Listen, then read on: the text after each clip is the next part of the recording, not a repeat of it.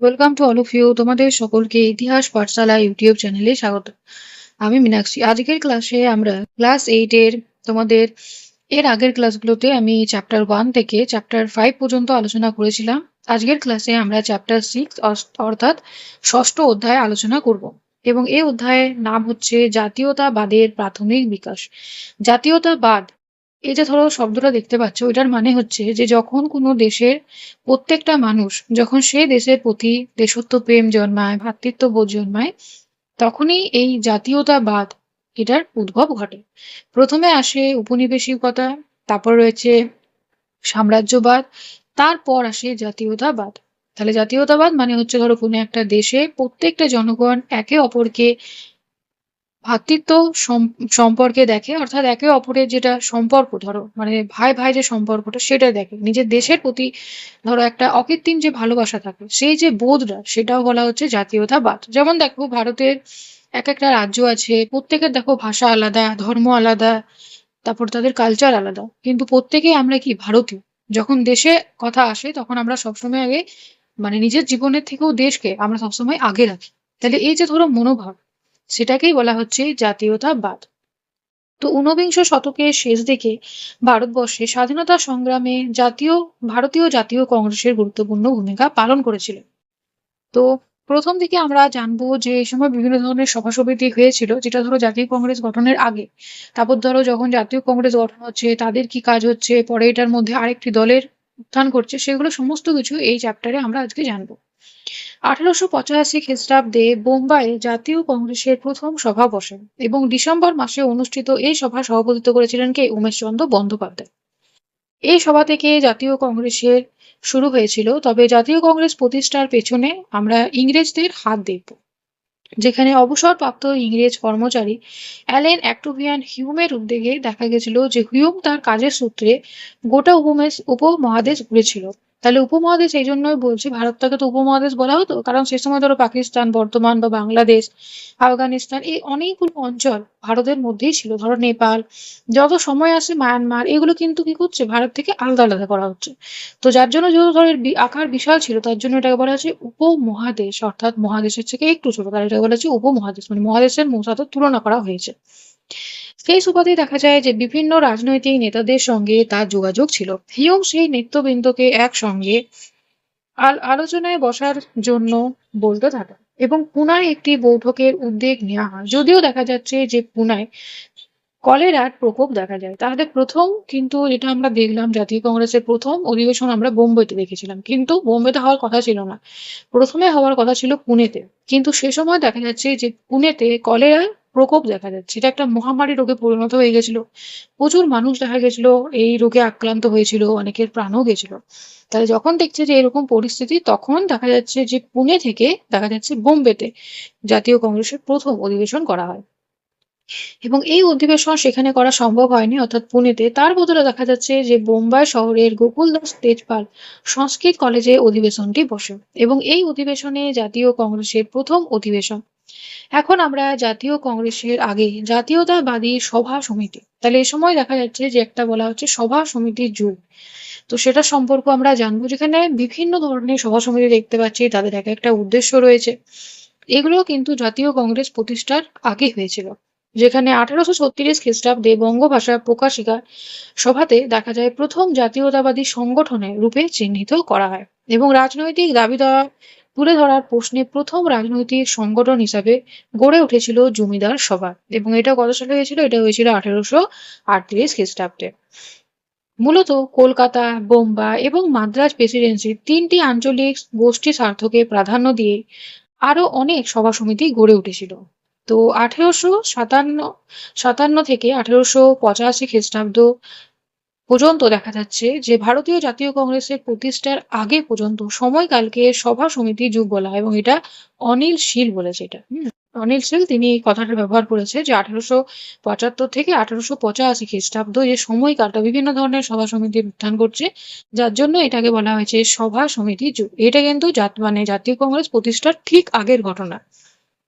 যেখানে দেখা যায় যে নির্দিষ্ট গোষ্ঠীর স্বার্থ রক্ষার উদ্দেশ্য থাকলেও ধীরে ধীরে এই সংগঠনগুলি আঞ্চলিক স্তরে জাতীয়তাবাদের প্রসারে ভূমিকা নিয়েছিল, যেখানে নবগোপাল মিত্রের জাতীয় মেলা বা হিন্দু মেলা, শিশির কুমার ঘোষের ইন্ডিয়ান লীগ যেটা 1875 খ্রিস্টাব্দে, তারপর রয়েছে কর্নেল অলকট, তারপরে মাদাম ব্লাভারসমির থিওসফিক্যাল সোসাইটি, এছাড়া সুরেন্দ্রনাথ বন্দ্যোপাধ্যায় ও আনন্দমোহন বসুর নেতৃত্বে দেখা গেছিল যে ভারত সভা বা ইন্ডিয়ান অ্যাসোসিয়েশন, যেটা হয়েছিল 1876 খ্রিস্টাব্দে।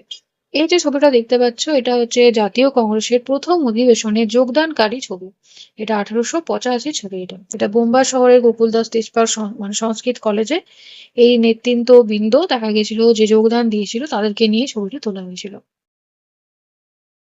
এখন আমরা ইন্ডিয়া অ্যাসোসিয়েশন ও জাতীয় সম্মেলন, যেটা 1883 খ্রিস্টাব্দে, এবার এটার সম্পর্কে আমরা জানবো। জাতীয় কংগ্রেস প্রতিষ্ঠার আগে জাতীয়তাবাদী সংগঠনের মধ্যে কলকাতার, তাহলে এটা কলকাতায় ছিল, ইন্ডিয়ান অ্যাসোসিয়েশন বা ভারত সভা গুরুত্বপূর্ণ সংগঠন, যেখানে ব্রিটিশ ইন্ডিয়ান অ্যাসোসিয়েশন পদক্ষেপগুলি বড় বেশি রকম জমিদার ঘেঁষা ছিল।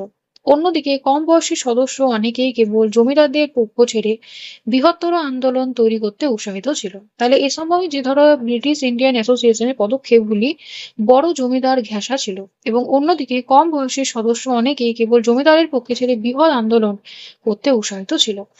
যার ফলে দেখা যাচ্ছে যে সুরেন্দ্রনাথ বন্দ্যোপাধ্যায়ের নেতৃত্বে তরুণরা সংগঠিত হয়, মানে যেখানে জমিদারদের ভূমিকা থাকবে না। দেখো যে যে কোনো একটা সংগঠনে যাদের বেশি সংখ্যক থাকবে তারা কিন্তু তাদের মতো চালাতে চাইবে সেই সংগঠনটা। তাহলে এখানে কিন্তু তারা চেয়েছিল যে যাতে সর্বস্তরের মানুষ যাতে যোগদান দেয়, এবং সুরেন্দ্রনাথের সঙ্গে ব্রিটিশ সরকারের নানান বিষয়ে সংঘাত তৈরি হয়েছিল।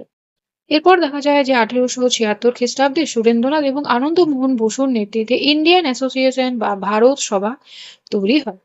দেশের জনগণের বৃহত্তর রাজনৈতিক কর্মকাণ্ডকে একজোট করাই এই সংগঠনের লক্ষ্য ছিল। ভারত সভা বা ইন্ডিয়ান অ্যাসোসিয়েশনের উদ্যোগে 1883 খ্রিস্টাব্দে প্রথমবার একটি সর্বভারতীয় সম্মেলন বা জাতীয় সম্মেলন কলকাতায় আয়োজন করা হয়, এবং এই সম্মেলনে সভাপতিত্ব করেছিলেন রামতনু লাহিড়ী। এখন আমরা ইলবার্ট বিল সম্পর্কে জানবো। ইলবার্ট বিল এটা হচ্ছে, মানে যেমন ধরো কোনো একজন ব্রিটিশ বিচারক, সে কি করতে পারবে, ভারতেরও বিচার করতে পারবে, ভারতীয়দেরই বিচার করতে পারবে, আর ব্রিটিশদেরও বিচার করতে পারবে, কিন্তু কোনো একজন ভারতীয় বিচারক কখনোই ব্রিটিশদের বিচার করতে পারবে না। এটা নিয়েই হয়েছিল ইলবার্ট বিল।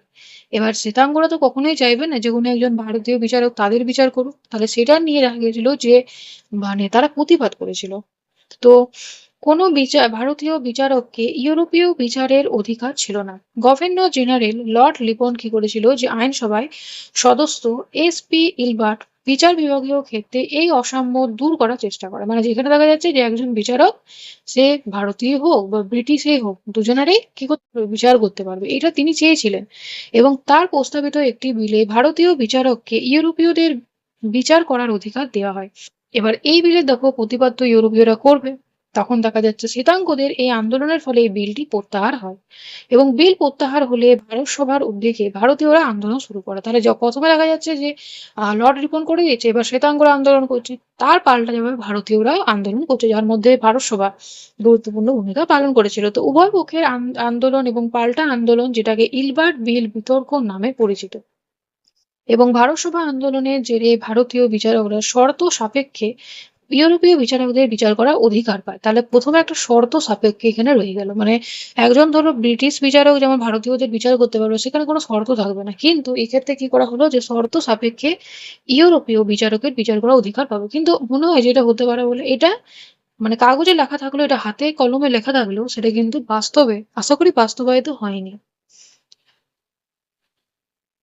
এখন আমরা দেখব যে জাতীয় কংগ্রেস প্রতিষ্ঠানকে ঘিরে যে কাহিনীটি রয়েছে, যেখানে হিউমের ভূমিকাকে ঘিরে এক ধরনের অধিকথন তৈরি হয়েছে, যেটা 1913 খ্রিস্টাব্দে প্রাক্তন সিভিল সার্ভেন্ট উইলিয়াম ওয়েডারবার্নের লেখায় হিউম একটি জীবনী সেই জন্য দেয়। যেখানে ওয়েডারবার্ন জানায় যে হিউম এবং বড়লাট লর্ড ডাফরিন তিনি তো ভাইসরয় ছিলেন, তার সময় দেখা গেছিল যে ভারতে জাতীয় কংগ্রেস প্রতিষ্ঠা হয়, এবং সেখানে হিউম এবং বড়লাট লর্ড ডাফরিন তার ভূমিকা ছিল। উদ্যোগেই দেখা যাচ্ছে জাতীয় কংগ্রেস সৃষ্টি হয়েছিল। এই তত্ত্বটিকে হিউম ডাফরিন ষড়যন্ত্র তত্ত্ব বলা হয়। এখানে বলা হয়, যেমন ধরো প্রেসার কুকার আমরা প্রত্যেকেই দেখেছি রান্নার কাজে ব্যবহার করা হয়। যেটা দেখবে যে কম সময়ের মধ্যে কোনো কিছু আমরা একটা জিনিস দিই, এবার কি হয় সেটা খুব জলদি সেটা গরম হয়। এবার একটা সময় দেখবে যে সিটি বাজে, সিটি বাজার সময় কি হয়, যেটা ধরো ভেতরের যেটা ভাপ সেটা কি হয়, একবার সিটিটা উঠে ভাপটা পুরো বেরিয়ে যায়। এইভাবে কি করা হচ্ছে যে প্রেসার কুকারকে যেরকম ভাবে ধরো মানে একটা যে কোনো জিনিস যেমন সিদ্ধ করা হয়, ঠিক সেরকম তারাও এটা চেয়েছিল। মানে তারা একটা চেয়েছিল যে ব্রিটিশদের তৈরি একটা সংগঠন হবে। এবার সেই সংগঠনটা যেহেতু দেখো ব্রিটিশদের তৈরি হচ্ছে, এবার সেই সংগঠনে কি করা হবে যে কোনো কিছু ধরো খারাপ যদি তাদের লাগতে পারে, তাহলে সেগুলো অভিযোগ সেখানে কিন্তু তারা প্রস্তাব করবে। এবার কি করবে, সে সেটাকে সরকারকে দেবে, এবার সরকার সেটা করবে কি করবে না সেটা সরকারের সম্পূর্ণ ব্যাপার। তাহলে কি করা হচ্ছে, সমস্ত অভিযোগ এক জায়গায় আসছে, তাহলে প্রেসার কুকারে সমস্ত বস্তু দেওয়া হলো। এবার সেটা কি হচ্ছে, উত্তপ্ত হচ্ছে, তাহলে ঠিক হচ্ছে কি যতগুলো ধরো যা কিছু অভিযোগ রয়েছে সেটা প্রভাবটা একটা পড়েছে। এরপর কি করছে, সিটির মাধ্যমে সেই বাষ্পটা বেরিয়ে যাচ্ছে, তাহলে যখনই জাতীয় কংগ্রেসে যখন দেখা যাচ্ছে যে সেই মানে অভিযোগগুলো উঠছে, এবার সেটা যখন সরকারের কাছে যাচ্ছে তখন সরকার কি সেটাকে দমন করে দিচ্ছে। তো যার জন্যই দেখবে জাতীয় কংগ্রেস যখন প্রতিষ্ঠা হয়েছিল, বিভিন্ন আবেদন নিবেদন নীতি ব্যবহার করা হয়েছিল। এটা শুধুমাত্র নীতিই হয়েছিল, কিন্তু এখানে ব্রিটিশদের কিন্তু সরাসরিভাবে কোনো মানে ব্রিটিশরা যে ভারত থেকে যায় এরকম কিন্তু ব্যবস্থা প্রথম থেকে করা হয়নি, যেটা আমরা নরমপন্থীদের মধ্যে দেখতে পাবো। মানে নরমপন্থীরা চেয়েছিল যে উপনিবেশিক শাসকরা তারা শাসন করুক, কিন্তু ভারতের আরো অনেক রকম সুযোগ সুবিধা তারা দেখ, এটা তারা চেয়েছিল। তাহলে কি করছে, প্রেসার কুকারের মতো বাষ্পটাকে বার করে দিচ্ছে, তাহলে যে যে অভিযোগ সেগুলো সরকারকে জানাচ্ছে বা সরকারই করছে, সেটা দমন পীড়ন করে বা সেটাকে অগ্রাহ্য করে সেটাকে বার করে দিচ্ছে। তো এইটাই ছিল প্রেসার কুকারের নীতিটা, যেটা জাতীয় কংগ্রেসে করেছিল। যার জন্যই দেখো এটা কিন্তু একজন ইংরেজ করেছে। ইংরেজরা এমন কোনো জিনিস ছিল না যেটা বিনা স্বার্থে করেছিল। প্রত্যেকটা জিনিস তাদের কিছু, তাদের মধ্যে অনেকেই ছিল যারা কিন্তু ভারতের জন্য অনেক কিছু করেছে। কিন্তু এই যে ধরো কংগ্রেসটা গঠন করাই হয়েছিল, যেখানে অভিযোগ রয়েছে, যা যা সমস্ত কিছু ক্ষোভ রয়েছে, সেটা একটা জায়গায় রইবে, আর সেখান থেকে সেটা সরকারের কাছে যাবে। তাহলে সরকার বুঝতে পারবে যে এই জিনিসগুলোতে ক্ষোভ রয়েছে, তাহলে সেই জিনিসটা যাতে বাড়তে না পারে তার জন্যই কিন্তু জাতীয় কংগ্রেস করেছিল। দেখবো 1857 খ্রিস্টাব্দে মহাবিদ্রোহ হয়েছিল, যদি ব্রিটিশরা যদি আগেই জেনে যেতে পারতো যে এরকম ভাবে একটা উত্তপ্ত পরিবেশ সৃষ্টি হয়েছে, তাহলে মহাবিদ্রোহটা হতে দিত না। ঠিক সেই রকম, যার জন্য তারা বুঝেছিল যে এমন একটা সংগঠন দরকার, যেখানে তারা আগের থেকেই বুঝতে পারে যে কোন জায়গাটায় উত্তপ্ত হচ্ছে, কোন জায়গাটায় কিভাবে সেটাকে প্রশমিত করা যাবে, যার ফলস্বরূপ দেখা যাচ্ছে জাতীয় কংগ্রেস প্রতিষ্ঠা হচ্ছে। এটা হচ্ছে ইলবার্ট বিলের পক্ষে ভারতীয়দের আন্দোলন, এবং ছবিটি দেখা গেছে 1883 খ্রিস্টাব্দে দ্য গ্রাফিক পত্রিকায় প্রকাশিত হয়েছে। তো দীর্ঘদিন দেখা যাচ্ছে যে হিউম ডাফরিন ষড়যন্ত্র দিয়ে কংগ্রেস প্রতিষ্ঠার উদ্যোগকে ব্যাখ্যা করা হয়, যেখানে সংখ্যা লঘিষ্ঠ প্রতিনিধি হিসাবে কংগ্রেসকে বিদ্রূপ করেছে। ডাফরিনের নানা বক্তব্য থেকে কংগ্রেসের বিষয়ে তারা নেতিবাচক মনোভাব ফুটে তুলেছে। তারা তো কখনোই চাইবে না একটা ইংরেজ সরকার যে তাদের বিরুদ্ধে কোথাও অভিযোগ হোক, তাহলে সে কি করবে, সে অভিযোগটা সেখানেই দমিয়ে দেবে।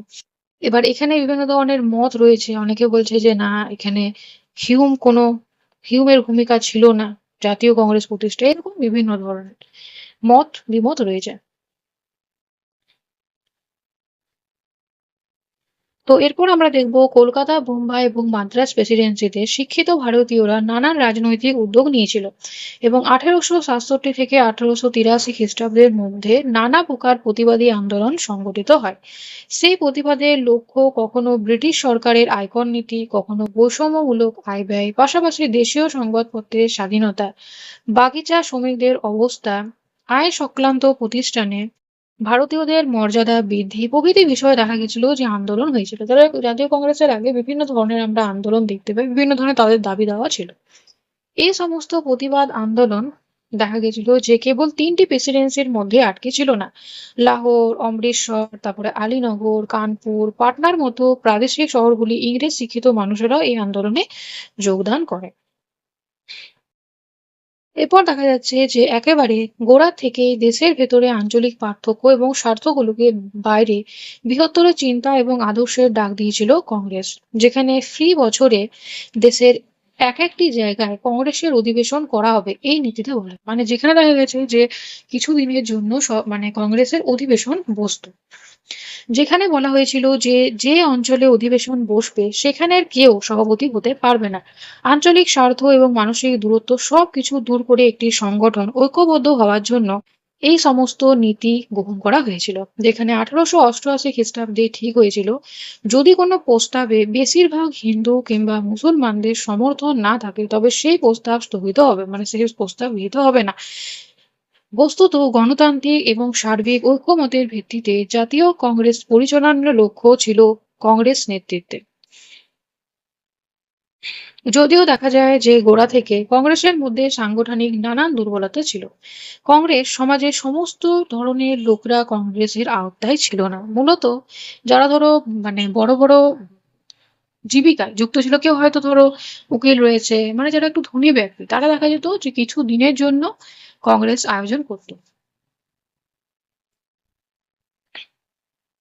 এই যে কংগ্রেস শব্দটা, এটা হচ্ছে আমেরিকা থেকে নেওয়া হয়েছে। কংগ্রেস মানে হচ্ছে ভিড়। তো কংগ্রেস শব্দটা এটা কিন্তু আমেরিকার, ওখান থেকে এসেছে। তো যেমন দেখা যায় আঞ্চলিক, তারপরে ধরো আঞ্চলিক, লিঙ্গগত, শ্রেণীগত প্রতিনিধি সমান ছিল না। সমাজের নিম্নবর্গের মানুষ ও তাদের অভিযোগ সরাসরি সংগঠনের বৃত্তে আনতে চাননি কংগ্রেসের আদি নেত্রী। প্রথম দিকে দেখা যাচ্ছে যে তাদের ধরো নিজেদের যে সমস্যা সেগুলোই তারা বলতো।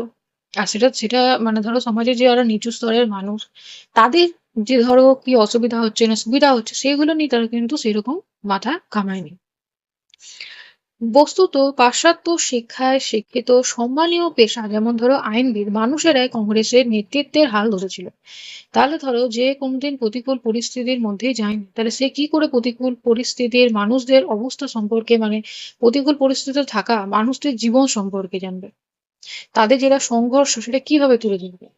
পাশাপাশি দেখা যায় ভৌগোলিকগতভাবে বিচার করলে কংগ্রেসের মধ্যে বোম্বাই প্রদেশে ছিল সবথেকে গুরুত্বপূর্ণ ভূমিকায়, যেখানে 1885 খ্রিস্টাব্দে প্রথম অধিবেশনে যোগদানকারী 72 জন ভারতীয় বেসরকারি প্রতিনিধির মধ্যে দেখা যাচ্ছে যে 38 জনে ছিল বোম্বাই প্রেসিডেন্সিতে। ফলে মুখে দেখা যায় যে সর্বভারতীয়করণের দাবি হলো, এখানে সমস্ত মানুষকে নিয়ে কংগ্রেস গঠিত হয়েছে এটা বলতে চাইছে, কিন্তু বাস্তবে দেখা যাচ্ছে যে বোম্বাই, মাদ্রাজ এবং বাংলা প্রেসিডেন্সির কিছু শিক্ষিত পেশাজীবী, ব্যবসায়ী এবং জমিদার ছিল কংগ্রেসের প্রধান স্তম্ভ। তাহলে এখানে দেখো যারা বড় বড় বৃত্তিতে যুক্ত, জীবিকার সাথে জড়িত, তারা মিলে করছে, তাহলে তারা কিভাবে সমাজের নিচু স্তর, তাদের অসুবিধা, তাদের সুবিধা, তাদের কথা তুলে ধরবে। সাম্প্রদায়িকভাবে প্রথম দিকে কংগ্রেসের নেতৃত্বের মধ্যে উচ্চবর্গীয় হিন্দুরাই সংখ্যাগরিষ্ঠ ছিল, সব থেকে বেশি ছিল। তবে এইসব সমালোচনার বিষয়ে কংগ্রেসের নেতৃত্ব বিশেষভাবে ভাবিত ছিল না। তারা নিজেরাই নিজেদের জাতির প্রতিনিধি হিসাবে প্রচার করে গৌরববোধ করত।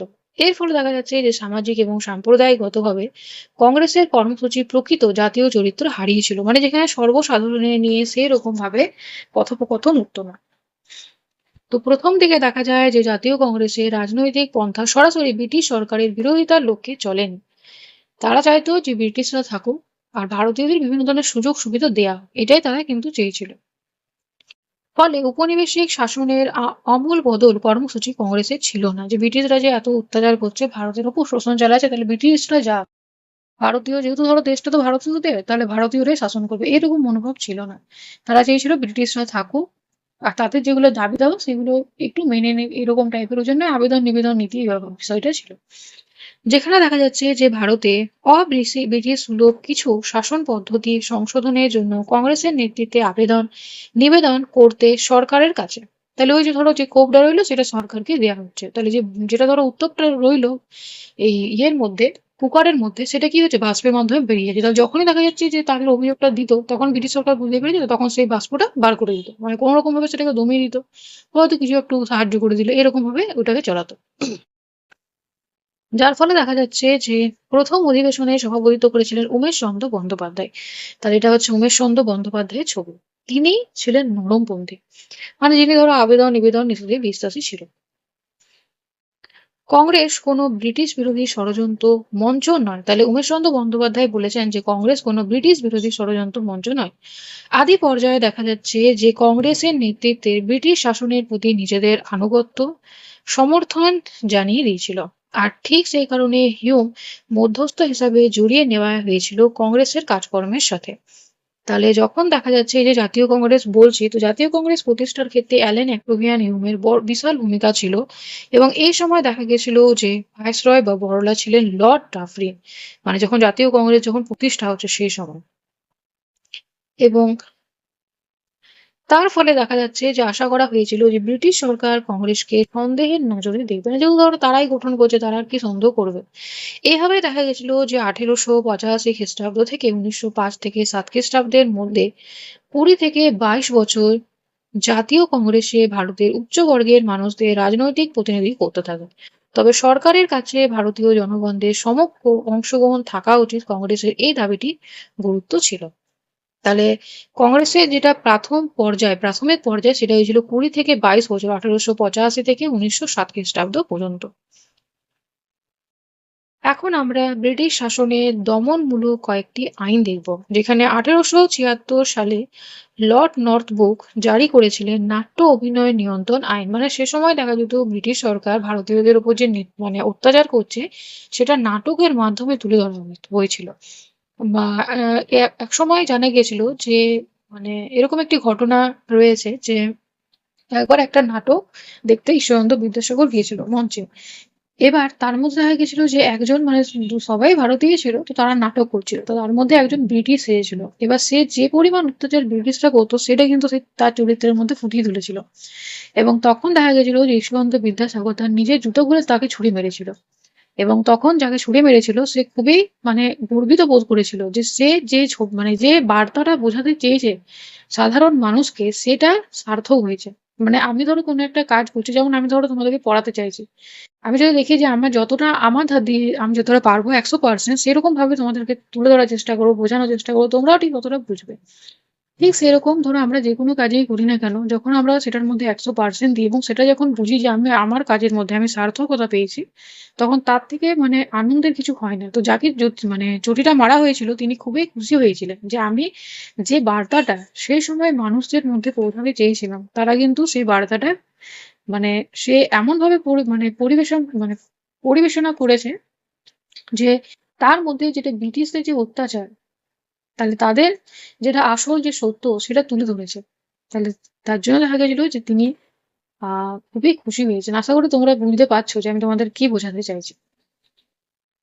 তো এরপর দেখা যাচ্ছে এই যে ধরো নাটক, এর উদ্দেশ্য ছিল জাতীয়তাবাদী ধারণা নাটকগুলি প্রচার করা বন্ধ করা। জাতীয়তাবাদী ধারণা তোমাদেরকে আগেও বললাম যে যখন ধরো নিজের দেশের প্রতি দেশাত্মপ্রেম জন্মায়, এই যেমন ধরো ব্রিটিশরা তারা অন্য একটা জায়গা থেকে এসেছে, তারা দেখা যাচ্ছে যে ভারতীয়দের উপর ক্রমাগত অত্যাচার চালাতো, তাহলে সেই সমস্ত ঘটনাগুলো নাটকের মাধ্যমে পরিবেশনা করা হতো, যার ফলে ভারতীয়রা বুঝতে পারতো। সে সময় ধরো ভারতের বহু মানুষ নিরক্ষর ছিল, তাহলে তারা বুঝতে পারতো না কোনটা ঠিক কোনটা ভুল। কিন্তু নাটক একটা এমন জিনিস ছিল যে তারা সহজে বুঝে যেতে পারতো যে কে ভুল আর কে ঠিক। তাহলে যার ফলে দেখা যাচ্ছে যে লর্ড নর্থ, তিনিও তো ব্রিটিশদেরই একটা লোক, তিনি দেখা যাচ্ছে নাট্য অভিনয় নিয়ন্ত্রণ আইন করে নিচ্ছে, যেখানে দেখা যাচ্ছে জাতীয়তাবাদী ভাবধারার নাটকগুলি প্রচার করা বন্ধ করা, মানে ব্রিটিশদের বিরুদ্ধে কোনো নাটক করা যাবে না। এবার এই ধরনের নাটক যদি দেখে তাহলে তো মানুষের মধ্যে জাতীয়তা বোধ হবে, ব্রিটিশ বিরোধী মনোভাব হবে। এরপরে আরেকটি আইন রয়েছে যেটা হচ্ছে লর্ড লিটন বেশ কিছু পদক্ষেপ নিয়ে ভারতীয় সংবাদপত্রগুলি বেজায় সমালোচনা করেন। তার পাল্টায় দেখা যায় লর্ড লিটন দেশীয় মুদ্রা আইন জারি করেছিলেন 1878 খ্রিস্টাব্দে, এবং এই আইনে বলা হয়েছিল যে দেশীয় ভাষায় প্রকাশিত সংবাদপত্রগুলি কোনো সরকার বিরোধী বক্তব্য প্রচার করতে পারবে না। যদি এর অন্যথা হয় তবে সরকার ওই সংবাদপত্র ছাপাখানা বাজেয়াপ্ত করবে। মানে এখানে বলতে চাইছে যে যতগুলো ধরো ভারতীয় ভাষা ছিল, ইংরেজি ভাষা বাদ দিয়ে যাবতীয় যে ভাষাগুলো রয়েছে সেই ভাষায় পত্রিকা প্রকাশ করা যাবে না, যেটা তারা বলতে চেয়েছিল। যেখানে এটাকে ভার্নাকুলার অ্যাক্টও বলা হয়। ভার্নাকুলার মানে হচ্ছে দেশীয় ভাষা। যেমন ধরো দেশীয় ভাষার মধ্যে সময় কি ভাষা থাকবে, ধরো সংস্কৃত ছিল, হিন্দি ছিল, উর্দু ছিল, ফার্সি ছিল, হ্যাঁ। তো এগুলো ছিল দেশীয় ভাষা, মানে ইংরেজি ভাষা বাদ দিয়ে যা কিছু ভাষা ভারতের মধ্যে ছিল সেটা হচ্ছে দেশীয় ভাষা। তো সেই ভাষায় দেখা যাচ্ছে যে এখানে বলা হচ্ছে যে এই আইনে বলা হয় যে দেশীয় ভাষায় প্রকাশিত সংবাদপত্রগুলি কোনো সরকার বিরোধী বক্তব্য প্রচার করা যাবে না। যার ফলস্বরূপ দেখবে যে এক সপ্তাহের মধ্যে যেটা অমৃতবাজার পত্রিকা, সেটা দেখা যাচ্ছে মানে ইংরেজিতে ছাপা শুরু হয়ে যাচ্ছে। এটাই ছিল ভার্নাকুলার অ্যাক্ট। কারণ ধরো দেশীয় ভাষাটা তো সাধারণ মানুষ পড়তে পারতো, আর ইংরেজি ভাষাটা তো তাদের ছিল, তাহলে সেখানে অনেকে বুঝতে পারতো না ইংরেজি ভাষাটা, যার জন্য এই আইনটা করেছিল। এটা হচ্ছে লর্ড লিটন। এই আইনের বিরুদ্ধে দেশ জুড়ে বিক্ষোভ প্রতিবাদ তৈরি হয়। শেষ পর্যন্ত দেখা যাচ্ছে 1881 খ্রিস্টাব্দে ভাইসরয় রিপন এই আইনটি বাতিল করে। এই যে লর্ড রিপন, ইনি কিন্তু ভালো ব্যক্তি ছিল, লর্ড লিটনের পর আসে, তিনি কিন্তু ভারতীয়দের হয়ে ভাবতেন, তিনি কিন্তু খুবই ভালো ছিল। কিন্তু লিটন তিনি কিন্তু ব্রিটিশদের হয়ে কাজটা করতো। লর্ড লিটন ভারতীয়দের ব্রিটিশ বিরোধী কার্যকলাপ বন্ধ করার জন্য অস্ত্র আইন জারি করেন। অস্ত্র আইন মানে হচ্ছে কি, যেখানে ধরো কোনো একজন ইংরেজ সে নিজের কাছে অস্ত্র রাখতে পারবে, কিন্তু সেই জায়গায় কোনো ভারতীয় নিজের কাছে অস্ত্র রাখতে পারবে না। এটাই হচ্ছে অস্ত্র আইন, যেটা করেছিল কি লর্ড লিটন। এখন আমরা জাতীয় কংগ্রেসের প্রথম দু দফায় অর্থনৈতিক জাতীয়তাবাদী দেখব। যে এই যে ধরো প্রথম দু দশক, তাহলে দুই মানে হচ্ছে কি দুই, আর দশক মানে হচ্ছে কি 10, তাহলে কত 20 বছর। 20 বছর দেখা গেছিল যে কংগ্রেসের যেটা আদি পর্ব সেটাকে আমরা নরমপন্থী বলে চিহ্নিত হয়। সে সময় দেখা গেছিল যে কংগ্রেস সার্বিক অধিবেশন কেন্দ্রিক ছিল এবং ব্যঙ্গ করে 3 দিনের তামাশা বলা হতো। প্রতিনিধিরা এই অধিবেশনে নানা রকম বক্তব্য এবং প্রস্তাব শেষ করতেন, সর্বশেষে তাদের মধ্যে কিছু প্রস্তাব গ্রহণ করে অধিবেশন শেষ হতো।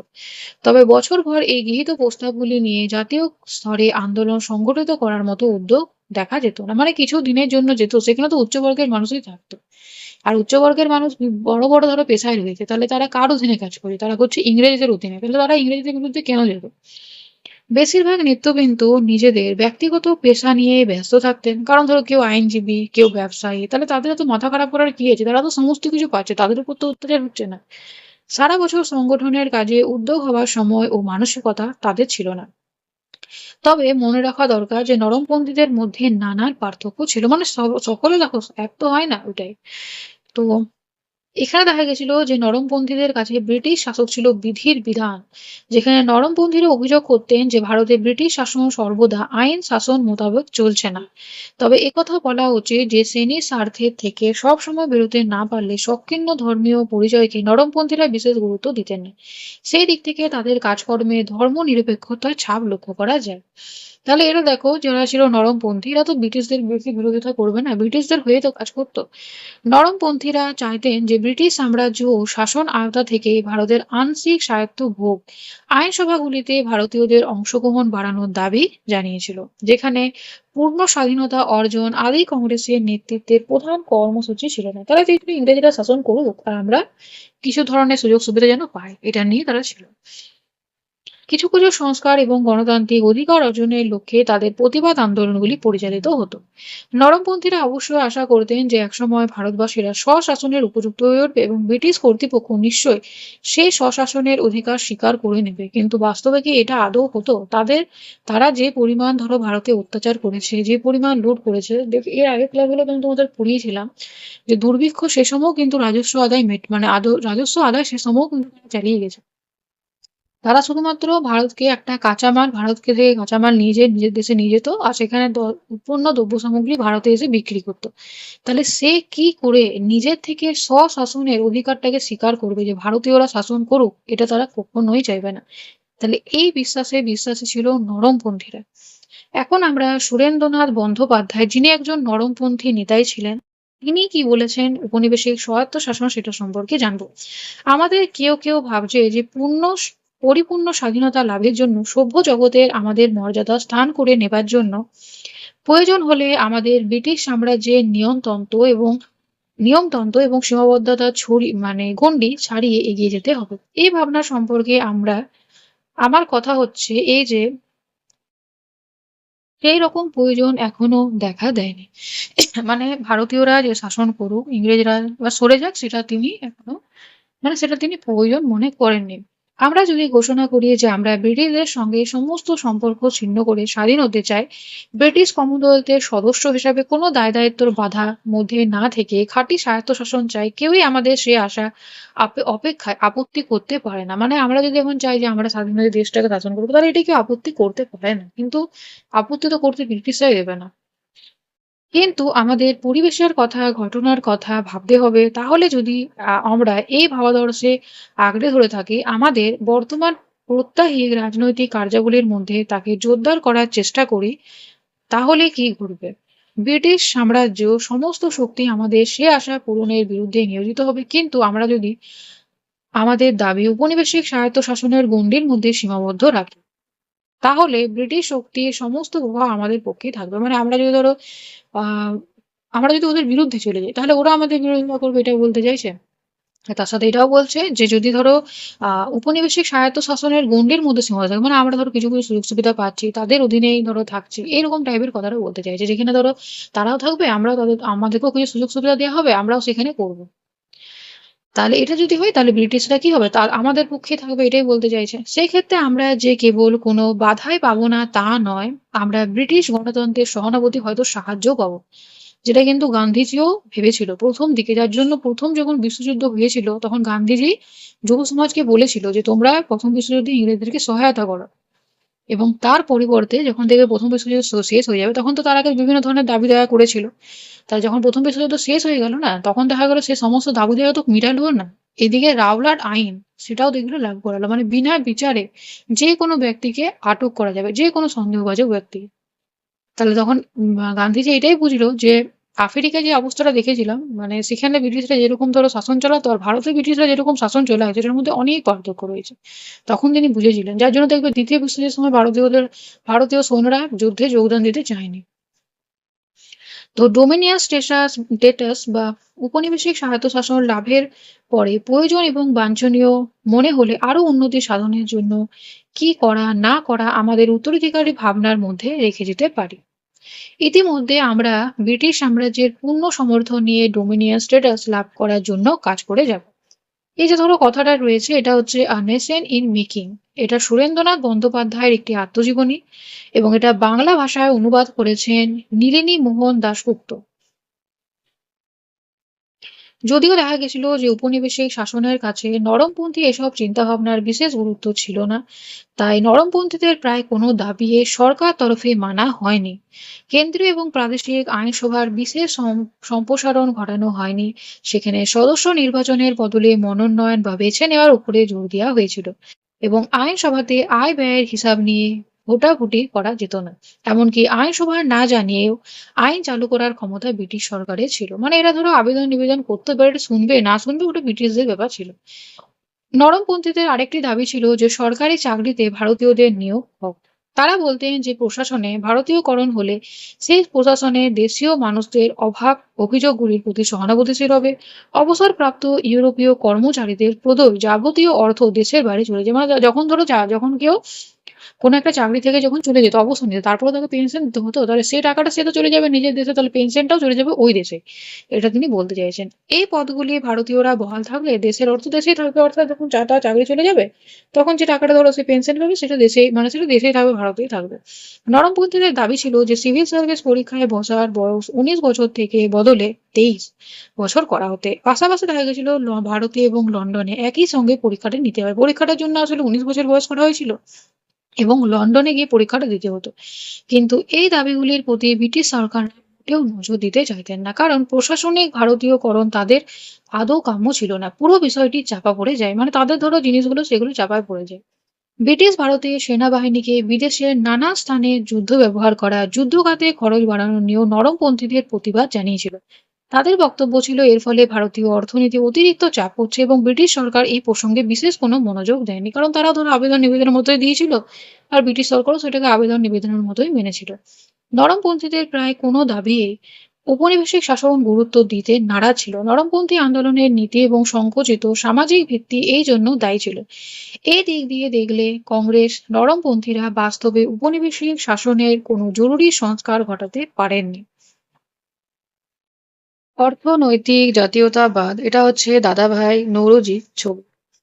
তো এখন আমরা অর্থনৈতিক জাতীয়তাবাদ এই কনসেপ্টটি সম্পর্কে জানবো।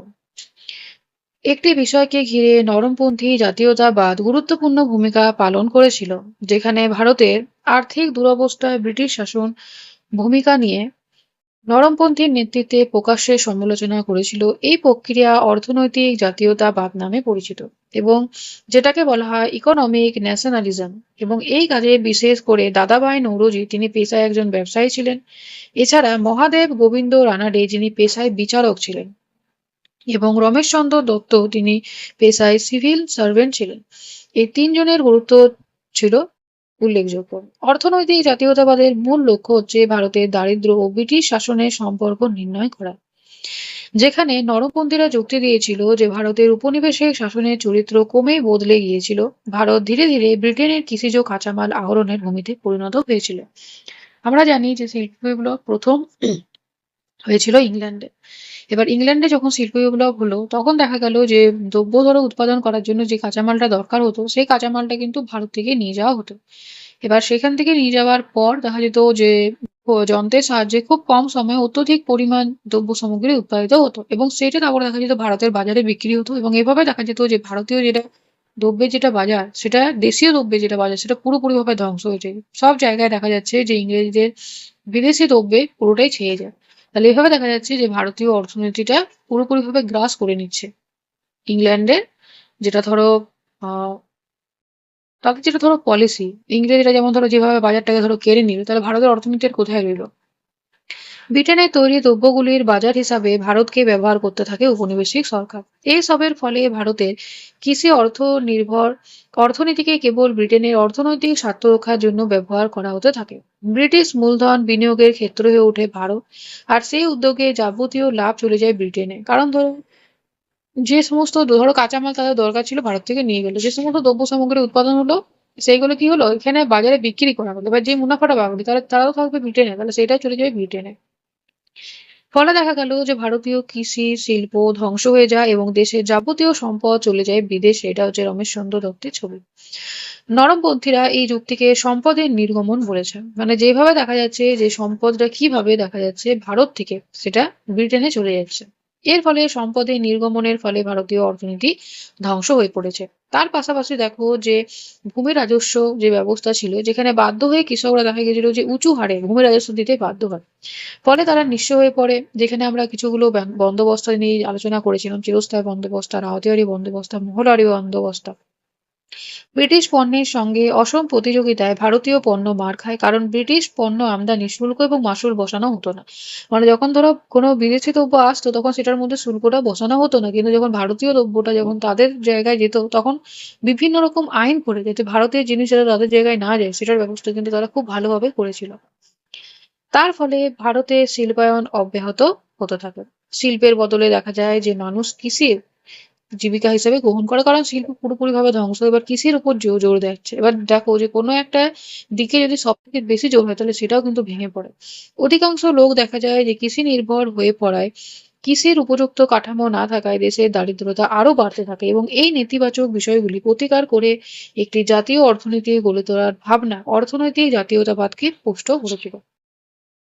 সামাজিক এবং অর্থনৈতিক অবস্থার কারণে দেখা যাচ্ছে যে নরমপন্থী রাজনীতি জনগণের মানে বৃহত্তর জনগণের অভাব অভিযোগের সঙ্গে তাল মেলাতে পারেনি।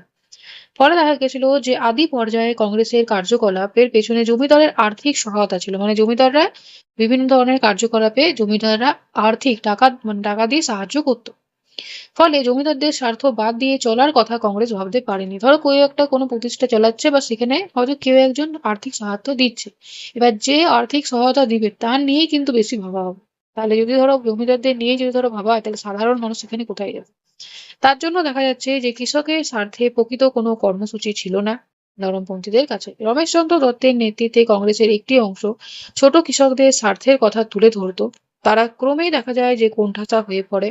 এভাবে ব্যবসায়ী এবং জমিদারদের সমর্থন পুষ্ট কংগ্রেস শ্রমিক শ্রেণীর স্বার্থ রক্ষার জন্য কোনো পদক্ষেপ নিতে পারেনি। এবং কংগ্রেসে দেখো সবাই তো ধরো খুবই বড় বড় ব্যক্তি ছিল জীবিকার সাথে যুক্ত, এরা ইংরেজিতেই দেখা যেত অধিবেশনটা চালাতো। তাছাড়া নরমপন্থী নেতৃত্বে দু একজন ব্যতিক্রম ছিল, যেমন ধরো বৈরুদ্দিন তৈয়াবজি। বাদ দিলে মুসলিম এবং অন্যান্য সম্প্রদায়ের প্রতিনিধিত্বে কংগ্রেস প্রায় ছিল না। তাহলে কংগ্রেসে দেখা যাচ্ছে যে সংখ্যাগরিষ্ঠ যারা হিন্দু তাদের আধিপত্য এখানে আমরা দেখতে পাচ্ছি। কারণ দেখো এখানে বলছে যে বৈরুদ্দিন তৈয়াবজি বাদ দিলে মুসলিম এবং অন্যান্য সম্প্রদায়ের প্রতিনিধি কংগ্রেসে প্রায় ছিল না। ফলে দেখা যাচ্ছে যে প্রথম যেটা ২০ বছর সেখানে দেখা যাচ্ছে বার্ষিক মানে বছরে যেটা একবার হতো অধিবেশনগুলি সামাজিক সমস্যার প্রসঙ্গ প্রায় আলোচনা হতো না, কারণ সেখানে ধরো জমিদার আর্থিকভাবে সাহায্য করতো। সেখানে যারা ধরো যুক্ত ছিল তারা দেখা গেল যে ইংরেজ শিক্ষায় শিক্ষিত ছিল, তারা ইংরেজি ভাষাতে দেখা যেত অধিবেশনগুলো পরিচালনা করতো। বছরের কিছুগুলো দিন এইগুলো নিয়ে করতো, এছাড়া তারা নিজেদের ব্যবসা নিজেদের কাজ নিয়েই থাকতো। অর্থাৎ প্রকৃতিগতভাবে নরমপন্থী রাজনীতি লক্ষ্য এবং কর্মসূচির দিক থেকে সীমিত চরিত্রে ছিল এবং জনগণের অংশগ্রহণ প্রায় ছিল না। সেই কারণেই দেখা যাচ্ছে যে ব্রিটিশ প্রশাসন জাতীয় কংগ্রেসকে বিশেষ গুরুত্ব দিত না। শিক্ষিত ভদ্রলোকরা নিজেদের মধ্যে গোষ্ঠীদ্বন্দ্ব নিয়েই দেখা যেত বেশি মশগুল বলে কংগ্রেসে ব্যঙ্গ করা হতো। এভাবে দেখা যায় যে নরমপন্থীরা রাজনীতির পর্যায়টিকে পুরো ব্যর্থ বলে মনে হয় স্বাভাবিক।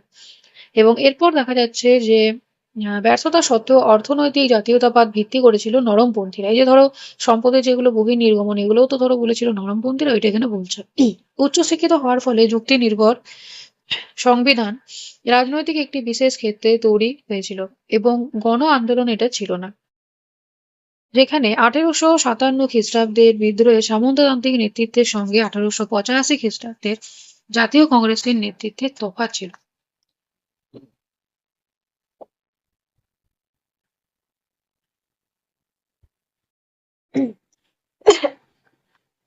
এখন আমরা চরমপন্থী রাজনীতির উদ্ভব সম্পর্কে জানব। বাস্তবে রাজনৈতিক সাফল্য লাভে ব্যর্থ হওয়ার পর দেখা যায় যে কংগ্রেসের ভেতরে নরমপন্থীদের বিরুদ্ধে প্রতিক্রিয়া তৈরি হয় এবং নরমপন্থীদের যেটা আবেদন নিবেদন নীতি সেটাকে চরমপন্থীরা রাজনৈতিক ভিক্ষাবৃত্তি বলে ব্যঙ্গ করে। 20 শতকের শুরুতে দেখা যাচ্ছে যে নরমপন্থীরা নিষ্ক্রিয়তার স্পষ্ট লক্ষ্য হয়, কারণ এক দীর্ঘ 20 বছর তারা কিন্তু দেখা গেছে যে সাধারণ মানুষকে এতে যুক্ত করতে পারেনি। আর তারা দেখা যেত যে সেভাবে অতটা অংশগ্রহণও করতো না, কারণ তারা নিজেদের কাজেই অনেকটা ব্যস্ত ছিল। চরমপন্থীরা সমর্থকরা কংগ্রেসের চরমপন্থী গোষ্ঠী হিসাবে পরিচালিত হয়। প্রধানত দেখা যায় যে বাংলা, মহারাষ্ট্র এবং পাঞ্জাব অঞ্চলকে কেন্দ্র করে চরমপন্থার বিকাশ হয় এবং এখানে আমরা তিনজন নেতা, যেটাকে বলা হয় লাল বাল পাল, একটা হচ্ছে বিপিন চন্দ্র পাল, তারপর রয়েছে বাল গঙ্গাধর তিলক, আর একটা হচ্ছে লালা রাজপথ রায়, যাদের তিনজনকে একসাথে বলা হয় লাল বাল পাল। এরা কিন্তু চরমপন্থী নেতা ছিল। এটা হচ্ছে লাল বাল পালের ছবি। আদি পর্বে কংগ্রেস যেসব জমিদারের অর্থনৈতিক পৃষ্ঠপোষকতা চলতো তারাও ক্রমে দেখা যাচ্ছে টাকা পয়সা দেওয়া বন্ধ করে দেয় এবং কর্মসূচি নেওয়ার ক্ষেত্রে নরমপন্থীরা দেখা যাচ্ছে আর্থিক সংকটে পড়েছিল। তাছাড়া দেখা যাচ্ছে যে বৃহত্তর সমাজের বিশেষ যোগদান ছিল না, যার ফলে দেখা যায় সাধারণ মানুষের থেকে আর্থিক সাহায্য পাওয়ার সম্ভাবনাও বিশেষ তৈরি হয়নি। এভাবে দেখা যাচ্ছে যে আদি পর্বে কংগ্রেসের মধ্যে চরমপন্থীর উদ্ভব কিছুটা সহায়ক হয়েছিল। তাহলে যখন দেখা যাচ্ছে দীর্ঘদিন ধরে এরকম একটা অবস্থা চলছে, তখন দেখা যাচ্ছে যে এর পরে আমরা নরমপন্থীদের উদ্ভব দেখব, যেখানে দেখা যায় বন্দে মাতরম পত্রিকার সম্পাদনাকে কেন্দ্র করে দেখা যায় অরবিন্দ ঘোষ, বিপিনচন্দ্র পাল এবং ব্রহ্মবন্ধু উপাধ্যায়ের মধ্যে বিবাদ ছিল। মহারাষ্ট্রে যেটা পুনা সার্বজনীন সভার নিয়ন্ত্রণ নিয়ে নরমপন্থী গোখলের সঙ্গে চরমপন্থী তিলকের দ্বন্দ্ব বেঁধেছিল। এইসব গোষ্ঠীদ্বন্দ্বের প্রভাব জাতীয় কংগ্রেসের উপর পড়ে। এখন আমরা যেটা লর্ড কার্জন, তাহলে লর্ড কার্জনের যে বিভিন্ন ধরনের নীতি সেগুলো সম্পর্কেও দেখব, যেখানে লর্ড কার্জন কয়েকটি প্রশাসনিক সংস্কার নরমপন্থীর নিষ্ক্রিয়তাকে বেশি স্পষ্ট করে। যেখানে 1899 খ্রিস্টাব্দে আইন করে কলকাতা পৌরসভার নির্বাচিত প্রতিনিধির সংখ্যা কমিয়ে দেন লর্ড কার্জন এবং 1904 খ্রিস্টাব্দে দেখা যাচ্ছে যে আইন করে সংবাদপত্রের স্বাধীনতা খর্ব করা হয়। মানে সংবাদপত্রে ধরো ভালোভাবে যেটা নিরপেক্ষভাবে ধরো সংবাদটা পরিবেশন করা যেতে পারে সেগুলো নিয়ে দেখা যাচ্ছে স্বাধীনতা খর্ব করা হয়। এই বছরে দেখা যায় বিশ্ববিদ্যালয়গুলির উপর সরকারি নজরদারি আরো কঠোর হয়। তাছাড়া দেখা যায় বাংলা যেটা ভাগ, সেটার পদক্ষেপ নিয়েছিলেন লর্ড কার্জন। তাহলে কিভাবে দেখা যাচ্ছে সে সময় আমরা দেখেছিলাম যে তিনটা প্রেসিডেন্সি ছিল, একটা ছিল বাংলা, একটা ছিল বোম্বাই, আর একটা ছিল মাদ্রাজ। তো বাংলা যেটা ধরো প্রেসিডেন্সি ছিল, তো চেয়েছিল লর্ড কার্জন সেটার মধ্যে ভাগ করে দিলেন। তাহলে এটা দেখা যায় যে সে সময় দেখা যায় যে বাংলা যে প্রেসিডেন্সি ছিল সেটার মধ্যে বিভিন্ন ধরনের বিদ্রোহ হতো। তার জন্য তারা চেয়েছিল, যেহেতু বাংলা থেকে বারবার ধরনের বিভিন্ন ধরনের আমরা সভা সমিতি দেখলাম, সভা সমিতি বিভিন্ন ধরনের দেখা যেত ব্রিটিশ বিরোধী কার্যকলাপে লিপ্ত ছিল। তখন দেখলো যে যখন বাংলা থেকে এত সমস্যা হচ্ছে, তাহলে এইটাকে ভাগ করে দেওয়া হোক এবং ভাগটা হবে কিসের ভিত্তিতে? ধর্মের ভিত্তিতে হবে। তাহলে ধর্মের ভিত্তিতে যদি ভাগ করা যায় তাহলে কি হবে যে তারা ধর্ম নিয়েই পড়ে থাকবে, আর এদিকে ব্রিটিশদের যেটা শাসন সেটা আরো বেশি সময় পর্যন্ত চলতে থাকবে। উপনিবেশিক সরকার ভারতীয় স্বশাসনের অযোগ্য পৌরুষহীন জাতি বলে বর্ণনা করে এবং সেই ব্যাখ্যার বিরোধিতা করে চরমপন্থীরা বিভিন্ন ঐতিহাসিক এবং পৌরাণিক ব্যক্তিদের জাতীয় আদর্শ হিসাবে তুলে ধরে। যেখানে দেখা যাচ্ছে যে তিলকের নেতৃত্বে শিবাজী উৎসব চালু হয় মহারাষ্ট্রে। এছাড়া দেখা যায় শরীর চর্চারও উদ্যোগ নেওয়া হয়েছিল। বাংলার বিভিন্ন জায়গায় দেখা যায় যে চরমপন্থীর নেতৃত্বে আখড়া, ব্যায়ামগার প্রভৃতি তৈরি করা হয়। সেই সব জায়গায় দেখা যায় কুস্তি, লাঠি খেলা, ছোড়া তরবারি এই সমস্ত দেখা যেত যে শিক্ষা তাদেরকে শেখানো হতো। এখন আমরা দেখবো যে চরমপন্থীদের যেটা স্বরাজ ভাবনা সেটা কি? যেখানে দেখা যাচ্ছে যে আদর্শগতভাবে চরমপন্থীদের লক্ষ্য ছিল স্বরাজ অর্জন করা। তবে বিভিন্ন চরমপন্থী নেতা বিভিন্নভাবে স্বরাজ ধারণাটিকে ব্যাখ্যা করেছে, অর্থাৎ বিভিন্ন জন বিভিন্নভাবে সেটাকে ব্যাখ্যা করেছে। যেমন বিপিনচন্দ্র পালের মতে স্বরাজ মানে হচ্ছে চূড়ান্ত স্বাধীনতা, তাই ব্রিটিশদের অধীন থেকে স্বরাজ্য প্রতিষ্ঠা কোনোভাবেই সম্ভব নয়। অরবিন্দ ঘোষও স্বরাজ বিষয়ে এরকম ধারণা করেছিল। তিলকের মতে স্বরাজ প্রতিষ্ঠা সম্ভব হবে প্রশাসনকে ভারতের নিয়ন্ত্রণের আনার মধ্য দিয়ে। বাস্তবে দেখা গেছিল যে বেশিরভাগ নেতা স্বরাজ বলতে ব্রিটিশ সাম্রাজ্যের মধ্যে স্বশাসনের অধিকারকে বুঝতেন। এভাবে দেখা যায় যে চরমপন্থী আন্দোলনের আবেদন নিবেদনের বদলে নিষ্ক্রিয় প্রতিরোধ সংগঠন করার উদ্যোগ নেয়, অর্থাৎ উপনিবেশিক সরকারকে চাপিয়ে দেওয়া, যেটা অন্যায্য আইনগুলি অমান্য করার মাধ্যমে ব্রিটিশ শাসনের বিরোধিতা করার ডাক দেওয়া শুরু হয়।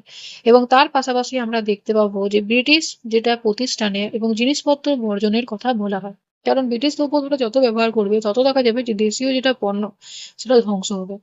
সেই সব বিকল্প হিসাবে দেশীয় শিক্ষা, দেশীয় শিল্পর ওপর চরমপন্থীরা নেতৃত্ব দেন। এখন আমরা সরলা দেবী এবং তার প্রতাপদিত্য উৎসব সম্পর্কে জানি। যেসব ছেলেরা তখন আমার কাছে আসতো, অর্থাৎ সরলা দেবী তিনি বলছেন এটা, যেসব ছেলেরা তখন আমার কাছে আসতো তার মধ্যে মণিলাল গাঙ্গুলি বলে একটি ছেলে ছিল। সে একদিন আমায় অনুরোধ করলো যে সাম- সাম্বৎসরিক উৎসবের দিন আসছে এবং তিনি যেন তাদের সভা নেতৃত্ব করেন। আমি একটু ভেবে তাকে বললাম, আচ্ছা, তোমাদের সভা নেতৃত্ব করতে যাব, এটাকে যদি তোমরা সাহিত্য আলোচনা সাম্বৎসরিক না করে সেই দিন তোমাদের সভা থেকে পদাবৃত্ত উৎসব করো, আর দিনটাকে আরো পিছিয়ে পয়লা বৈশাখ অর্থাৎ নববর্ষের দিন, যেটা নববর্ষ প্রথম দিন, সেই দিনে করো, যে দিন প্রতাপাদিত্যর রাজ অভিষেক হয়েছিল। সভার কোনো বক্তৃতা রেখো না এবং সমস্ত কলকাতা ঘুরে খুঁজে বের করো কোথায় কোন বাঙালি ছেলে কুস্তি জানে, তলোয়ার খেলতে পারে, বক্সিং করে, তারপরে ধরো লাঠি চালায়, তাদের খেলার প্রদর্শনী করো। আমি তাদের একটি করে বিষয় এক একটি মেডেল দেবো। মণিলাল রাজি হলো তলোয়ার খেলা দেখানোর জন্য। তাদের পাড়ায় বাঙালি হয়ে যাওয়া রাজপুত ছেলে হরদয়ালকে জোগাড় করলো। কুস্তির জন্য মসজিদ বাড়ির বুয়োদের ছেলেরা এলো। বক্সিং এর জন্য দেখা যায় ভূপেন্দ্র বসুর ভাইপো শৈলন্য বসু দেখা যাচ্ছে দলবল নিয়ে এলো। লাঠির জন্য দু চারটে লোক কোথা থেকে সংগ্রহ হলো। আমি যেভাবে বলেছিলাম, অর্থাৎ সরলা দেবী যেভাবে বলেছিল সেভাবে সবার কাজকর্ম পরিচালিত হলো। শেষে তাদের হাতে মেডেল বিতরণ হলো। সেই মেডেলের একদিকে খোদাই ছিল দেবাং দুর্বল ভার্তকা। সরলা দেবী প্রতাপাদিত্য উৎসব উদ্যোগে রবীন্দ্রনাথ ঠাকুরের পছন্দ ছিল না। তাহলে সরলা দেবী যে উৎসবটা করেছিল সেটা রবীন্দ্রনাথ ঠাকুর সেটাকে পছন্দ করেনি। রবীন্দ্রনাথ ঠাকুর তিনি প্রতাপাদিত্য জাতীয় বীর বলে তো মানে বলার ক্ষেত্রে এটার বিপক্ষে ছিল। এই যে কথাটা বললাম এটা আমরা সরলা দেবী চৌধুরানীর জীবনের ঝরা পাতা সেইখান থেকে এটা সম্পর্কে আমরা জানলাম। এখন আমরা দেখব যে কংগ্রেসের মধ্যে যেটা ভাঙন সেটা সুরাট অধিবেশন হয়েছিল। পুনা শহরে দেখা যায় 1907 খ্রিস্টাব্দে জাতীয় কংগ্রেসের অধিবেশন হওয়ার কথা ছিল, কিন্তু পুনায় দেখা গেছিল যে চরমপন্থীরা শক্তিশালী, সেই যুক্তিতে নরমপন্থীরা অধিবেশনটি সুরাটে করার প্রস্তাব করে। তাহলে এটা হওয়ার কথা ছিল কোথায়? এটা হওয়ার কথা ছিল পুনেতে, কিন্তু দেখা যাচ্ছে যে এটা হচ্ছে সুরাটে। সুরাটের অধিবেশনে সভাপতিত্ব নিয়ে নরমপন্থী বনাম চরমপন্থী দ্বন্দ্ব চূড়ান্ত রূপ নিল এবং হই হট্টগোল এবং গোলমালের মধ্য দিয়ে সুরাটের অধিবেশন শেষ হলো। চরমপন্থীদের মধ্যে সুরেন্দ্রনাথ বন্দ্যোপাধ্যায় এবং নরমপন্থীদের মধ্যে ছিল সুরেন্দ্রনাথ বন্দ্যোপাধ্যায় আর চরমপন্থীদের মধ্যে তিলক তখনও চেষ্টা করেছিল যে কংগ্রেসকে ঐক্যবদ্ধ রাখতে, কিন্তু ফিরোজ সাহেব মেহতা তিনি চরমপন্থীদেরকে সম্পূর্ণ বাদ দিয়ে এলাহাবাদ অধিবেশন আয়োজন করে। তাহলে ফিরোজ শাহ মেহতা তিনি কিন্তু একজন নরমপন্থী ছিল। অন্যদিকে চরমপন্থী নেতারা নতুন প্রতিষ্ঠান গড়ে তুলতে ব্যর্থ হয়, ফলে কার্যত সর্বভারতীয় জাতীয়তাবাদী আন্দোলন নরমপন্থী বনাম চরমপন্থীর বিবাদে ধাক্কা গেল। মানে নরমপন্থী আর চরমপন্থীদের মধ্যে সংঘর্ষ হচ্ছে এটা, যেটা সুরাটের অধিবেশন হয়েছিল 1907 খ্রিস্টাব্দে। আর তারপরে দেখা যাচ্ছে যে কংগ্রেস থেকে নরমপন্থীরা মানে চরমপন্থীরা দেখা যাচ্ছে কংগ্রেস থেকে বেরিয়ে আসছে। নরমপন্থী নেতারা ইংরেজি শিক্ষা থেকে পাওয়া জাতীয়তা ভাবনা দিয়ে ভারতবর্ষকে আধুনিক করার ভাবনা শিখেছিল। কারণ তখন নরমপন্থীরা, আগেই বললাম, অধিবেশনটা ইংরেজিতে হতো। তারা প্রত্যেকে দেখা যেত ইংরেজদের অধীনে কোনো না কোনো বড় জীবিকার সাথে যুক্ত ছিল। তার জন্য দেখা গেছিল যেটা ইংরেজি শিক্ষা থেকে পাওয়া যেটা জাতীয়তাবাদী ধারণা, সেইটা অনুযায়ী ভারতবর্ষকে আধুনিক করতে তারা চেয়েছিল। অন্যদিকে চরমপন্থীরা চেয়েছিল উপনিবেশিক শাসনের সার্বিক বিরোধিতা করে ইংরেজি শিক্ষাজাত জাতীয়তাবাদের ধারণাকে সমালোচনা করা। সেই কাজ করতে গিয়ে দেখা যায় যে চরমপন্থীরা অনেক ক্ষেত্রে নির্বিচারে ভারতের অতীত ইতিহাসের সমস্ত কিছু গৌরবময় বলে ব্যাখ্যা করতে থাকে। যদিও গৌরবময় ইতিহাস প্রায় সব ক্ষেত্রেই হিন্দুদের গুণকীর্তনে পরিণত হয়েছিল, তবে তা নিয়ে চরমপন্থীদের বিশেষ উদ্বেগ ছিল না। অনেক ক্ষেত্রে দেখা যায় যে বিনা বিচারে বেশ কিছু চরমপন্থী নেতা হিন্দুত্বের ধ্যান ধারণাকে জাতীয় ধারণা বলে প্রচার করে। এটা হচ্ছে অরবিন্দ ঘোষ। অরবিন্দ ঘোষও কিন্তু একজন চরমপন্থী নেতা ছিলেন। তিনি দেখা গেছিল যে ভারতে যেটা স্বাধীনতা সংগ্রামে তার অবদান ছিল, কিন্তু জীবনের শেষ দিকে তিনি দেখা যাচ্ছে দক্ষিণ ভারতে চলে যাচ্ছে এবং আধ্যাত্মিক পথে তিনি চলে যান। ১৯০৬ খ্রিস্টাব্দ নাগাদ ভারতের বিভিন্ন প্রান্তে নরমপন্থী এবং চরমপন্থী গোষ্ঠীগুলি রাজনৈতিক সংঘাত গুরুতর হয় এবং লালা রাজপথ রায় এবং তিলকের মতো চরমপন্থী নেতারা নরমপন্থী নেতাদের সাথে সমঝোতা করে ঐক্যবদ্ধ আন্দোলনের উপর জোর দিয়েছিল, যেখানে ১৯০৬ এবং ৭ খ্রিস্টাব্দে সর্বভারতীয় স্তরে জাতীয় কংগ্রেসের প্রধান বিচার্য বিষয় কতদূর পর্যন্ত চরমপন্থীরা গ্রহণযোগ্য, তবে এই গ্রহণ যোগ্যতার সীমারেখা নিয়ে দেখা গেছিল মীমাংসার পথ কঠিন হয়ে যায়। এবং ১৯০৬ খ্রিস্টাব্দে আমরা জানি যে এটা কলকাতার অধিবেশন হয়েছিল, মানে কলকাতায় হয়েছিল কংগ্রেসের অধিবেশনটা, যেটাকে কলকাতার অধিবেশন বলা হয়। সেখানে দেখা যায় যে বেশ কিছু নরমপন্থীরা বিরোধিতা সত্ত্বেও চরমপন্থীরা বাংলায় নরমপন্থীদের সহায়তায় জিতে যায়। এবং এই অধিবেশনে, অর্থাৎ ১৯০৬ খ্রিস্টাব্দে যে অধিবেশন হয়েছিল কলকাতায়, সেখানে দেখা যাচ্ছে যে স্বদেশী, স্বরাজ, বয়কট, বিদেশি দ্রব্য এবং প্রতিষ্ঠান বর্জন এবং জাতীয় শিক্ষা, এই ৪ টি প্রস্তাব গৃহীত হয়। স্বরাজ মানে হচ্ছে স্বাধীনতা, ব্রিটিশদের হাত থেকে ভারতকে পুরোপুরিভাবে মুক্ত করা। স্বদেশী মানে হচ্ছে দেশীয় দ্রব্য গ্রহণ করা। বয়কট মানে হচ্ছে বিদেশি দ্রব্য, বিদেশি শিক্ষা, বিদেশি যাবতীয় যা কিছু রয়েছে, বৃত্তি, জীবিকা, শিক্ষা প্রতিষ্ঠান সমস্ত কিছু বর্জন করা। এবং জাতীয় শিক্ষা মানে হচ্ছে দেশীয় শিক্ষা। এটা ৪ টি প্রস্তাব দেখা গেছিল গৃহীত হয়েছিল। অনেক চরমপন্থী নেতা এই প্রস্তাবগুলি সমর্থন করেননি। কার্যত কলকাতা অধিবেশনে কংগ্রেসের ভিতরে চরমপন্থী গোষ্ঠীর চূড়ান্ত প্রকাশ ঘটে এবং সেই গোষ্ঠীর অন্যতম নেতা কে ছিল? বাল গঙ্গাধর তিলক। এখন আমরা কংগ্রেস বিভাজনে রবীন্দ্রনাথ ঠাকুর তিনি কি বলেছেন, যে কংগ্রেসের যে বিভাজনটা হয়েছিল সেটা প্রসঙ্গে রবীন্দ্রনাথ ঠাকুর দেখা যাচ্ছে যে তিনি চরমপন্থী বা নরমপন্থী কারোরই কিন্তু আ মানে সপক্ষে ছিলেন না। তিনি দেখা গেছেন যে উভয়েরই, মানে চরমপন্থী কিভাবে দেখছে আর নরমপন্থী কিভাবে দেখছে সেটাই কিন্তু তিনি তুলে ধরেছিলেন। যেখানে বলছে যে কংগ্রেস তো ভাঙিয়াই গেল, এবার কংগ্রেসে একটি উপদ্রব ঘটিবে, এই আশঙ্কা সকল পক্ষের মনে পূর্বে হইতেই জাগিয়াছে, কিন্তু ঠিক মতো প্রতিকারের চেষ্টা কোনো পক্ষই করেনি। তাহলে কংগ্রেসটা ভাঙার আগেই তারা কলকাতা, যেটা ১৯০৬ যেটা কলকাতায় অধিবেশন হয়েছিল কংগ্রেস, সেখানে তারা বুঝতে পেরেই গেছিল যে কংগ্রেসটা এবার ভাঙবে, কিন্তু কেউ চেষ্টা করেনি যে কিভাবে এই কংগ্রেসটা যাতে ভাঙার হাত থেকে যাতে বাঁচানো যায়। দুই দলে কেবল নিজেদের বলবৃদ্ধি করিবার চেষ্টা করে। উপদ্রবের সংঘাতটা হইতে অন্তত বাড়িয়া ওঠে সেরূপ আয়োজন হয়েছে। তাহলে প্রত্যেকেই নিজের নিজের পক্ষ দেখতে থাকবে, কিন্তু কেউ এটা চেষ্টা করেনি যে কংগ্রেসটা কিভাবে বাঁচানো যায়। চরমপন্থীরা চাইছে নিজেদের বল বৃদ্ধি করা, আর নরমপন্থীরা চাইছে আমরাও বা কেন ঝুঁকবো, তাহলে আমরাও নিজেদের বল বৃদ্ধি করবো।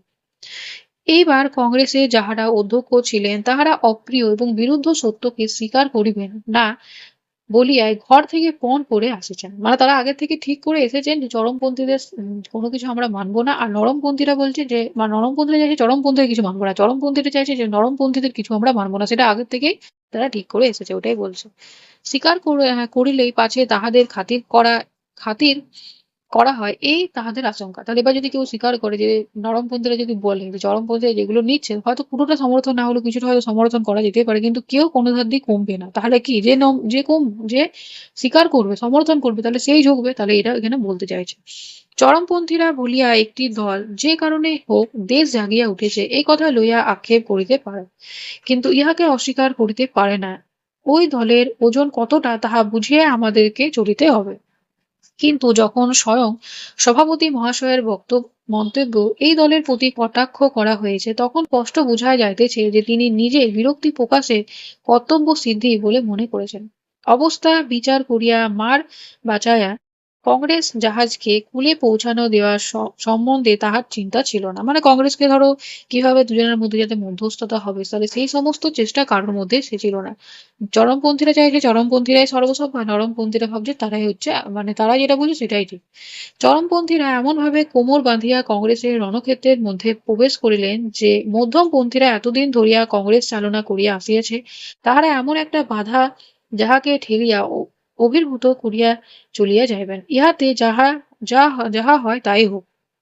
তাহলে চরমপন্থীরা দেখা গেছে যে কোমর বেঁধে সেই মানে কংগ্রেসে যেটা ধরো চরমপন্থীরা যেটা চাইছে সেটার বিরোধিতা করবে, সেই রণক্ষেত্রে দেখা যাচ্ছে যে তারা প্রবেশ করেছে। এইবার দেখা যাচ্ছে, এবং এটা কখন এটা এখনই করিতেই হইবে, এইবারে জয় ধ্বজা উড়াইয়া না গেলেই নয়। তাহলে যেটাই হোক এবার এটাই মানে এবার করতেই হবে। দেশের মধ্যে ও কংগ্রেসের সভার মধ্যমপন্থীরা স্থানটা যে কি তাহা সম্পূর্ণভাবে ধীরতার সহিত স্বীকার না করিবার জন্য মনের মধ্যে যেন প্রচন্ড আগ্রহ। মানে দুই দলই চাইছে, যে দুই দল যেমন চাইছে যে নিজের নিজের ক্ষমতা বৃদ্ধি পাক, একদল আরেক দলের কথা শুনছে না, এবং তারা অনেক আগের থেকে এটা ঠিক করেছে। তারা বুঝতেও পারছে যে কংগ্রেস ভেঙে যাচ্ছে, কিন্তু প্রত্যেকে দেখা যাচ্ছে যে যাতে তারা চাইছে যে কেউ যেন কারোর ইগোটা যেমন হেড না হয়, ওটাই চেয়েছিল এখানে, ওইটা নিয়ে বলতে চাইছে।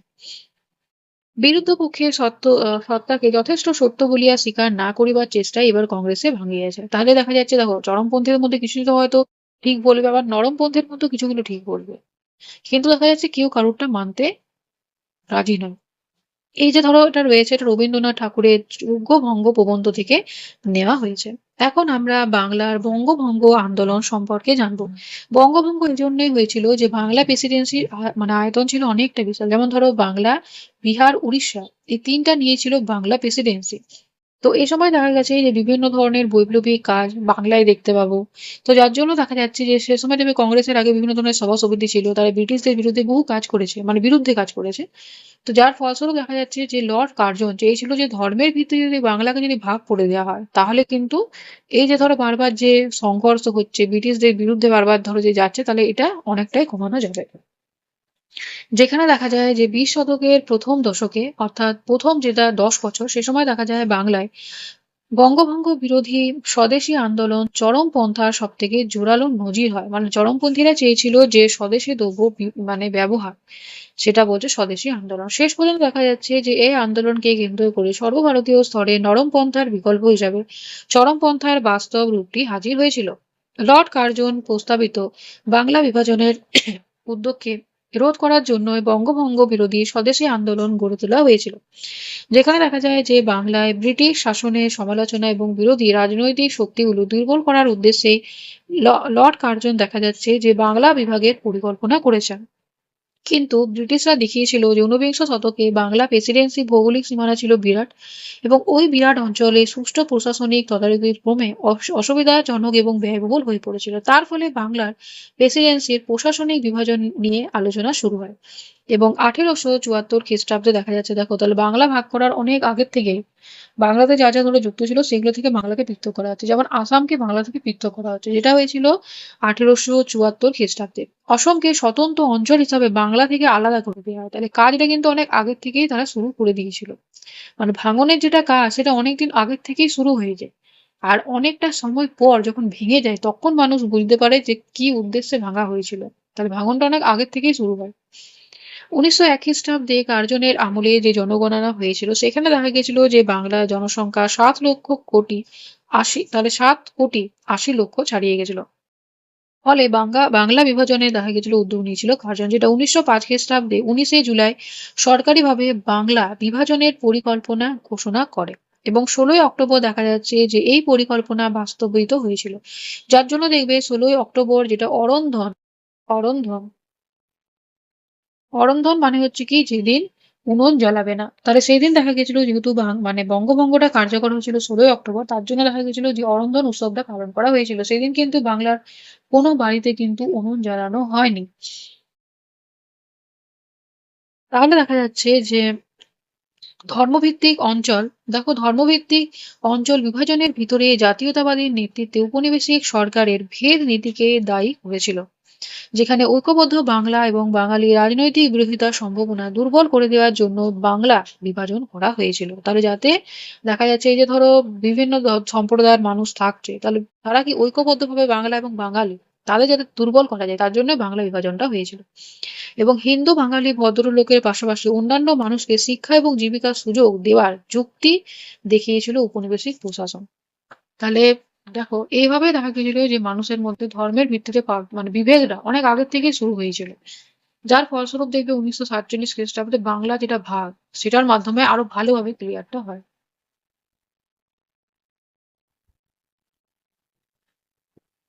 তাহলে এইভাবে দেখা গেছিল যে ইংরেজরা বহু আগের থেকে এক একটা প্রচেষ্টার মধ্য দিয়ে দেখা যাচ্ছে যে দেশটাকে ভাগ করার পরিকল্পনা অনেক আগের থেকেই গ্রহণ করেছিল। বাংলা ভাগের উদ্যোগে ব্রিটিশ সরকারের পরিকল্পনা অনুযায়ী এগোয়নি বঙ্গভঙ্গ বিরোধী আন্দোলনের মধ্য দিয়ে বাঙালি সম্প্রদায় ঐক্যবদ্ধ হয়েছিল, যেখানে 1890 দশকে বাংলায় দুর্ভিক্ষ এবং মড়কের ফলে অর্থনৈতিক দুরবস্থা হয়েছিল। তারপর হচ্ছে যে দৈনন্দিন ব্যবহারে যেটা জিনিসপত্রের দাম বাড়তে থাকে, যার ফলে দেখা যাচ্ছে যে মধ্যবিত্ত সে জনগণের পক্ষে দিন গুজরান কঠিন হয়ে পড়েছিল। তাহলে এরপরে দেখো মধ্যবিত্তদের অবস্থা খারাপ হয়। তাহলে এতদিন পর্যন্ত দরিদ্রদের যে অবস্থায় খারাপ ছিল, কিন্তু এবার মধ্যবিত্তদের অবস্থাও খারাপ হতে শুরু করে। সেই পরিস্থিতি দেখা যায় ব্রিটিশ সরকার বাংলা বিভাজনের উদ্যোগ বিক্ষোভকে মানে উস্কে দিয়েছিল, এবং বঙ্গভঙ্গ আন্দোলন দেখা গেছিল ছড়িয়ে পড়েছিল, এবং বঙ্গভঙ্গ বিরোধী আন্দোলন ক্রমশ স্বদেশী আন্দোলনে পরিণত হয়েছিল। এখন আমরা স্বদেশী যুগ এবং অবনীন্দ্রনাথ ঠাকুরের চোখে যেটা হয়েছিল, মানে তিনি স্বদেশী যুগ, এই যে ধরো বঙ্গভঙ্গ হচ্ছে সেই সময় কি হয়েছিল বাংলার পরিস্থিতি সেটা সম্পর্কে জানবো। ভূমিকম্পের বছর সেটা, নাটোর গেলুম সবাই মিলে প্রভিন্সিয়াল কনফারেন্স হবে।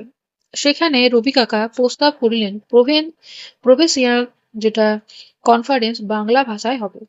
বুঝবে সবাই আমরা ছোকরা ছিলাম, তাহলে আমরা ছোকরারা ছিলাম রবি কাকার দলে। তাহলে রবীন্দ্রনাথ ঠাকুর তিনি আগেই বলেছিল যে যেহেতু ধরো বাংলা ভাষায় এটা হবে, এটা কিন্তু ইংরেজি ভাষায় হবে না, যদি বাংলা ভাষা হয় তাহলে সবাই এটা বুঝবে। আর সেটা দেখা গেল যে অবনীন্দ্রনাথ ঠাকুর তারা সকলে দেখা গেল এটা মেনে নিল। বললাম হ্যাঁ এইটা হওয়া চাই, যে করেই হোক। চায়রা বললেন যেমন কংগ্রেসের সব বক্তৃতা ইংরেজিতেই তেমনই হবে প্রভিন্সিয়াল কনফারেন্স। তাহলে চায়রা বললেন যে যেমন কংগ্রেস হয় সব বক্তৃতা ইংরেজি, তেমনিতেই প্রভিন্সিয়াল কনফারেন্স হবে। তাহলে কংগ্রেসের যেটা এতদিন ধরে অধিবেশন আমরা 20 বছর ধরে দেখলাম, সেখানে দেখো সব সরকারি মানে ইংরেজদের যেটা ইংরেজি ভাষায় শিক্ষিত যারা ছিল তারাই কিন্তু করেছিল এই 20 বছর, আর তারা ইংরেজি ভাষায় দেখা যেত বক্তৃতা দিত, যার ফলে দেখো সাধারণ মানুষ সেটাতে নিয়ে মাথা খারাপ করতো না। প্যান্ডেলে গেলুম, যা এখনই যেই বক্তৃতা দিতে ওঠে দাঁড়ায় আমরা একসঙ্গে চেঁচিয়ে উঠি বাংলা বাংলা, অর্থাৎ বাংলাতে বলতে বলছে, কাউকে আর মুখ খুলতে দিই না, ইংরেজিতে মুখ খুললেই বাংলা বাংলা বলে চেঁচাই। শেষটাই শেষ চাইতে শেষটাই চাইদের মধ্যে অনেকে বাঘ মারলেন, মানে চলে গেলেন। আমাদের তো জয় জয়কার হলো, বাংলা ভাষার প্রচলন হলো কনফারেন্সে। তাহলে এবার বাংলা ভাষায় পুরো কনফারেন্সটা হলো, এই প্রথম বাংলা ভাষার জন্য লড়লাম, এটা বলছে। আমি আঁকলাম ভারত মাতার ছবি, রবি কাকা গান তৈরি করলেন, দিনুর উপর ভার পড়লো, সে দলবল নিয়ে পতাকা ঘাড়ে করে গান গেয়ে গেয়ে চোর বাগান ঘুরে চাঁদা তুলে নিল। তখন সব স্বদেশী কাজ স্বদেশী ভাব এছাড়া আর কথা নেই। নিজেদের সাজসজ্জার বদল ফেললাম, মানে যেরকম ধরো থাকি সেটার সাজটাও বদলে ফেললাম, মানে পুরোপুরি ভাবে একজন দেশীয় ব্যক্তি যেরকম সাজ পোশাক পরে সেটাই করলাম। এটা হচ্ছে ভারত মাতার ছবি, এটা অবনীন্দ্রনাথ ঠাকুরের আঁকা। তখন সেই স্বদেশী যুগে চরকা কাটা তাঁত বোনা মনে পড়ে, এই বাগানে সুতো রোদে দেওয়া হতো। ছোটবেলায় গামছা ধুতি তৈরি করে মা আমাদের দিলেন, তাহলে মা আমাদের দিলেন সেই ছোট ধুতি হাঁটুর উপর উঠে গেছে, মানে সেটা অনেকটা ছোট ছিল, তাই পরে আমাদের উৎসাহ হতো। রবি কাকা একদিন বললেন যে রাখি বন্ধন উৎসব, তাহলে এখন আমরা যেটা রাখি বন্ধন উৎসব সেটা সম্পর্কে জানবো। করতে বললেন আমাদের সবার হাতে রাখি পরাতে হবে। ঠিক হলো সকালবেলায় সবাই গঙ্গা স্নান করে সবার হাতে রাখি পরবে। এর সামনে জগন্নাথ ঘাট, যেখানে যাব রবি কাকা বললেন সবাই হেঁটে যাব, গাড়ি ঘোড়া নয়। তাহলে সবাই আমরা হেঁটে সেখানে নদীতে স্নান করতে যাব। রওনা হলাম সবাই গঙ্গা স্নানের উদ্দেশ্যে। রাস্তার দুধারে বাড়ির ছাদ থেকে আরম্ভ করে ফুটপাত অব্দি দেখা যাচ্ছে লোক দাঁড়িয়ে আছে, মেয়েরা খই ছড়াচ্ছে, শাঁখ বাজাচ্ছে, মহা ধুমধাম যেন একটা শোভাযাত্রা হচ্ছে, মানে কোনো একটা উৎসব হচ্ছে। তো রাখি বন্ধনের যে যে দিনটা, সেটার বর্ণনা এখানে রয়েছে।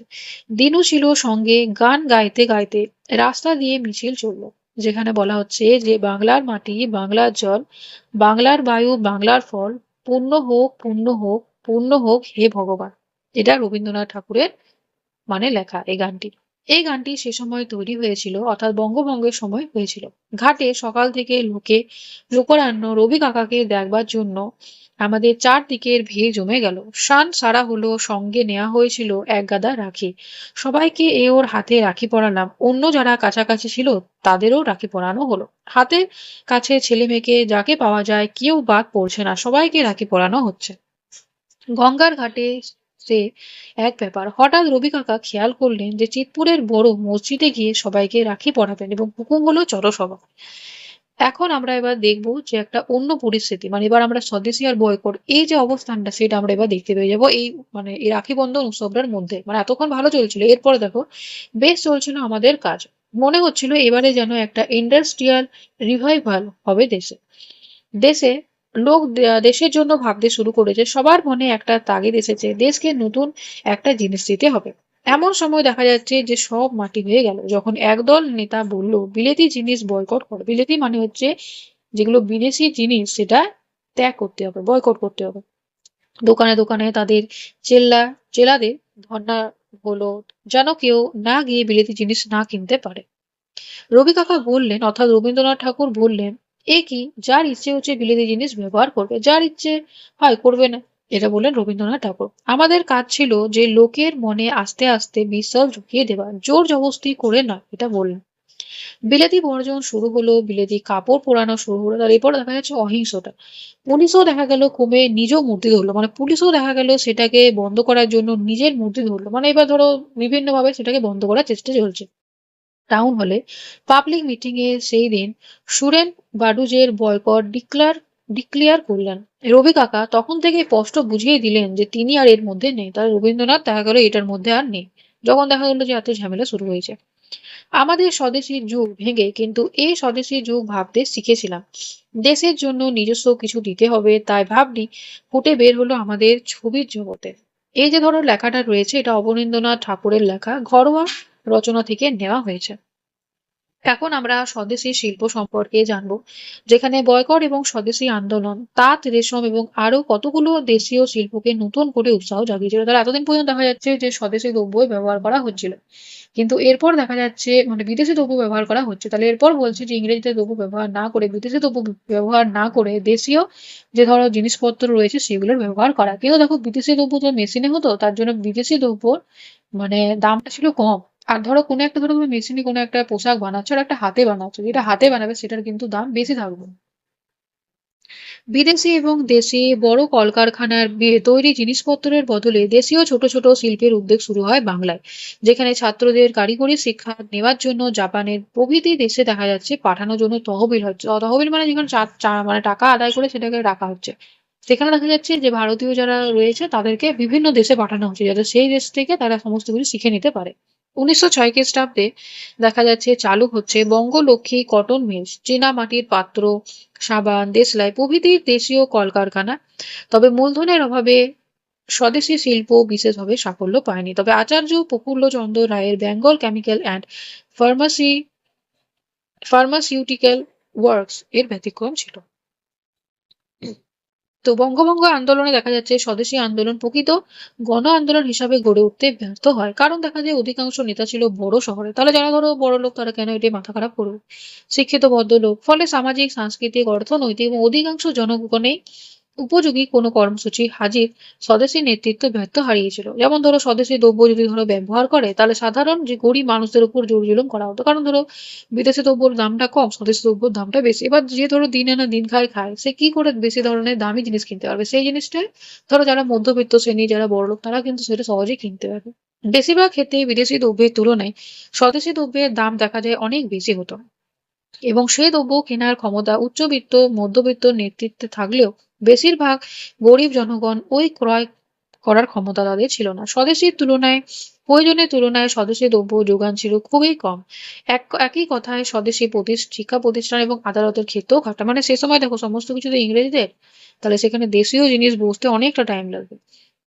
পাশাপাশি দেখা যায় স্বদেশী নেতৃত্বে যখন শ্রমিক ধর্মঘট আয়োজন করতেন তখন তার থেকে হিন্দুস্তানি শ্রমিক এবং বাগিচা শ্রমিকদের বাদ পড়ে যেত। দরিদ্র কৃষক, শ্রমিক এবং সাধারণ মানুষরা সংখ্যাগরিষ্ঠ অংশই চরমপন্থীর নেতৃত্বে স্বদেশী আন্দোলনে সামিল হতে পারেন।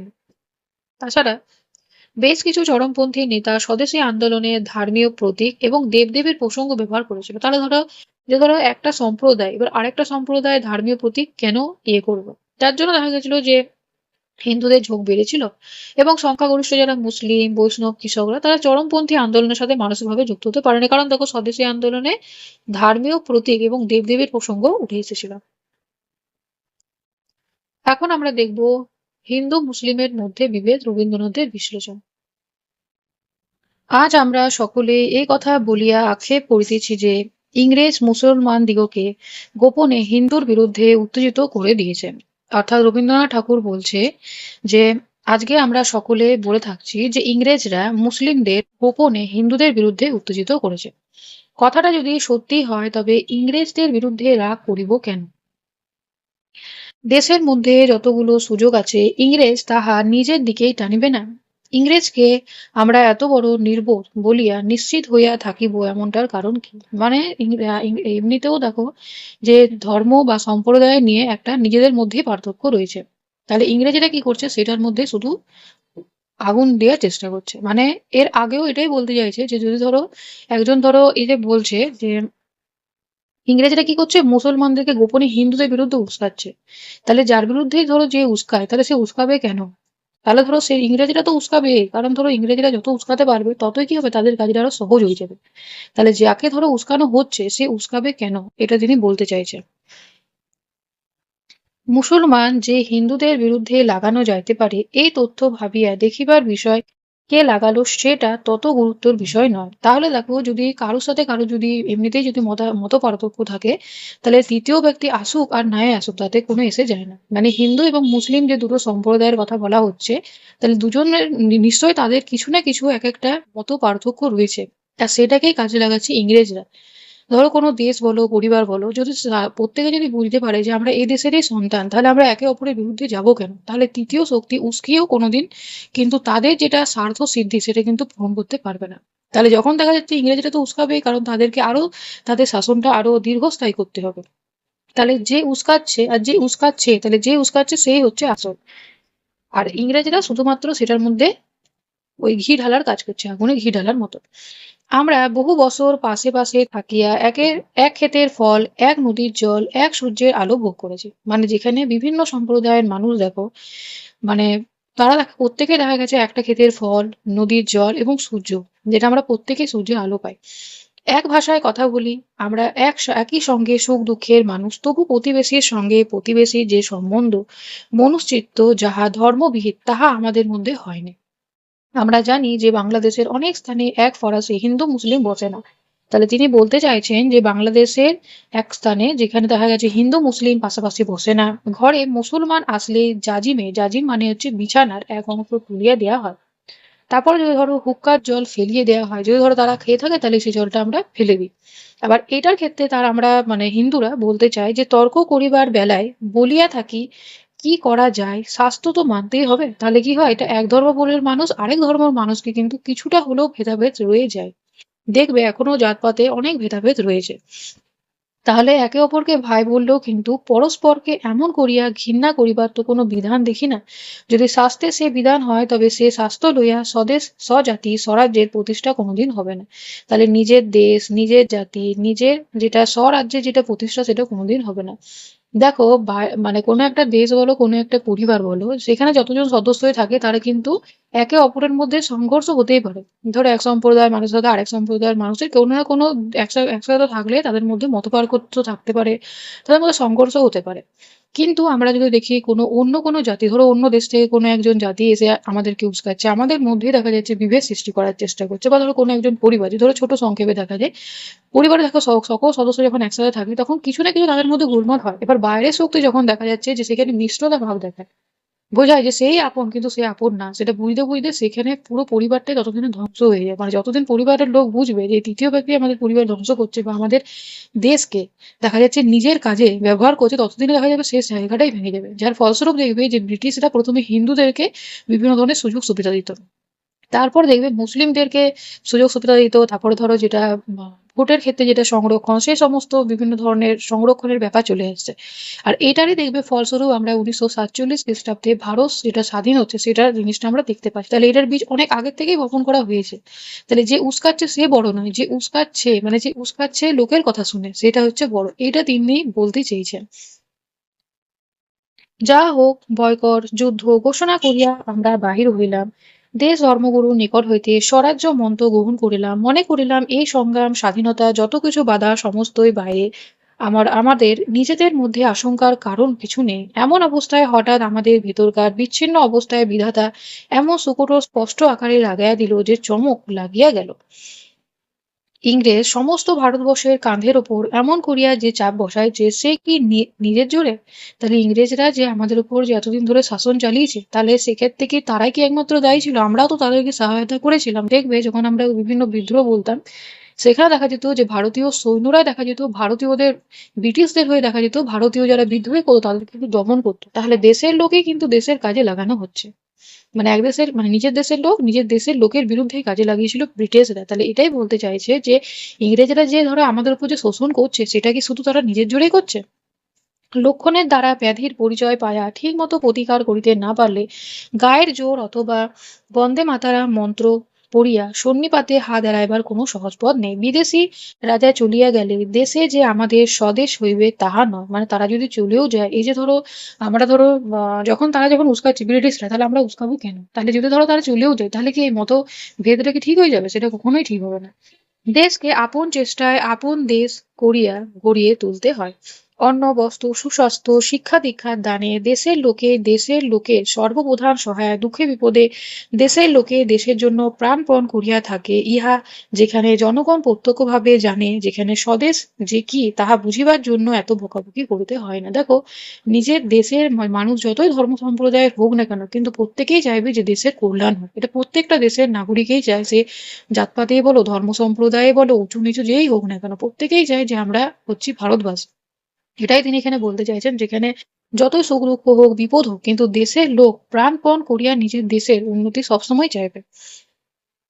আজ আমাদের ইংরেজি পড়া শহরের লোক যখন নিরক্ষর গ্রামের লোকেদের কাছে গিয়ে বলে আমরা উভয়ই ভাই, এখন এই ভাই কথাটার মানে সে বেচারা কিছুতেই বুঝতে পারে না। তাহলে যেখানে দেখা যাচ্ছে যে যখন থাকো যে ইংরেজি পড়া শহরের লোক, তাহলে তাদের নিশ্চয়ই কিছু স্বার্থ থাকে, তখন তারা কি করছে নিরক্ষর গ্রামের লোকের কাছে গিয়ে বলে ভাই। কিন্তু যখন সেই নিরক্ষর ভাইটারই যখন কোনো অসুবিধা হয়, তখন কিন্তু এই বড়লোক শহরে পড়া যে শিক্ষিত ব্যক্তি সে কিন্তু তার ভাইয়ের একটু কোনো সাহায্য করতে আসে না। তাহলে এখানে একটা স্বার্থের কথা দেখানো হচ্ছে। কোনো বিখ্যাত স্বদেশী প্রচারকের নিকট শুনেছে যে পূর্ববঙ্গের মুসলমান শ্রোতারা তাহাদের বক্তৃতা শুনিয়া পরস্পর বলাবলি করিতেছে যে বাবুরা বোধ করি বিপদ ঠেকিয়েছে, ইহাতেই তাহারা বিরক্ত হইয়াছে, কিন্তু চাষা ঠিক বুঝিয়াছে। তাহলে মানে বুঝতে পেরে গেছে বাবুরা কিছু একটা বিপদে পড়েছে, ওই জন্য আমাদেরকে ভাই ভাই বলছে। কিন্তু যখন কোনো বিপদ পড়ে সত্যিই হয়, তখন দেখা যাচ্ছে এই শহরেরা অনেক আগে অনেক দূর দূরান্তে চলে যায়। মানে তাদের কাছে এসবের কোনো মাথা ব্যথা নেই।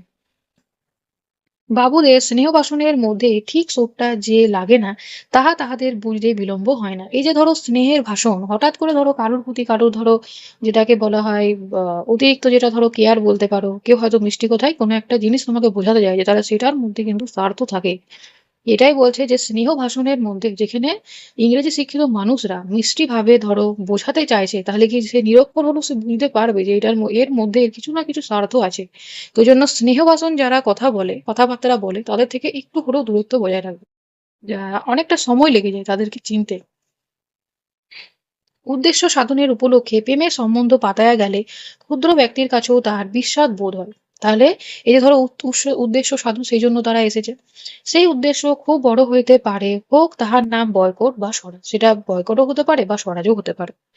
দেশের উন্নতি আর কিছু বলিয়া, মানুষ বলিয়া শ্রদ্ধা বশত, স্বদেশী বলিয়া স্নেহ বশত আমরা যদি সহজেই দেশের জনগণকে ভালোবাসিতাম, ইংরেজ শিক্ষায় আমাদেরকে পরস্পরের মধ্যে বিচ্ছেদ হতো না। তাহলে আমরা যদি দেখা যাচ্ছে যে স্নেহবশত আমরা যদি সহজেই দেশের জনগণকে ভালোবাসিতাম, ইংরেজি শিক্ষায় আমাদেরকে পরস্পরের মধ্যে বিচ্ছেদ না ঘটিয়া মিলন যদি দৃঢ় করিতে পারতো। মানে ইংরেজি শিক্ষায় শিক্ষিত হওয়ার পর দেখো তারা বিভিন্ন ধরনের পেশায় যুক্ত হতো, এবং তারা দেখা যেত যে তারা খুবই বিলাসবহুলের সাথে জীবনযাপন করতো, এবং সাধারণ মানুষ বলো, দরিদ্র মানুষ বলো, তাদের যেগুলো সমস্যা সেগুলো কিন্তু যদি তারা ভাবতো, তাহলে হয়তো তাদের সাথে সাধারণ মানুষের সম্পর্কটা একটা অন্যরকম হতো।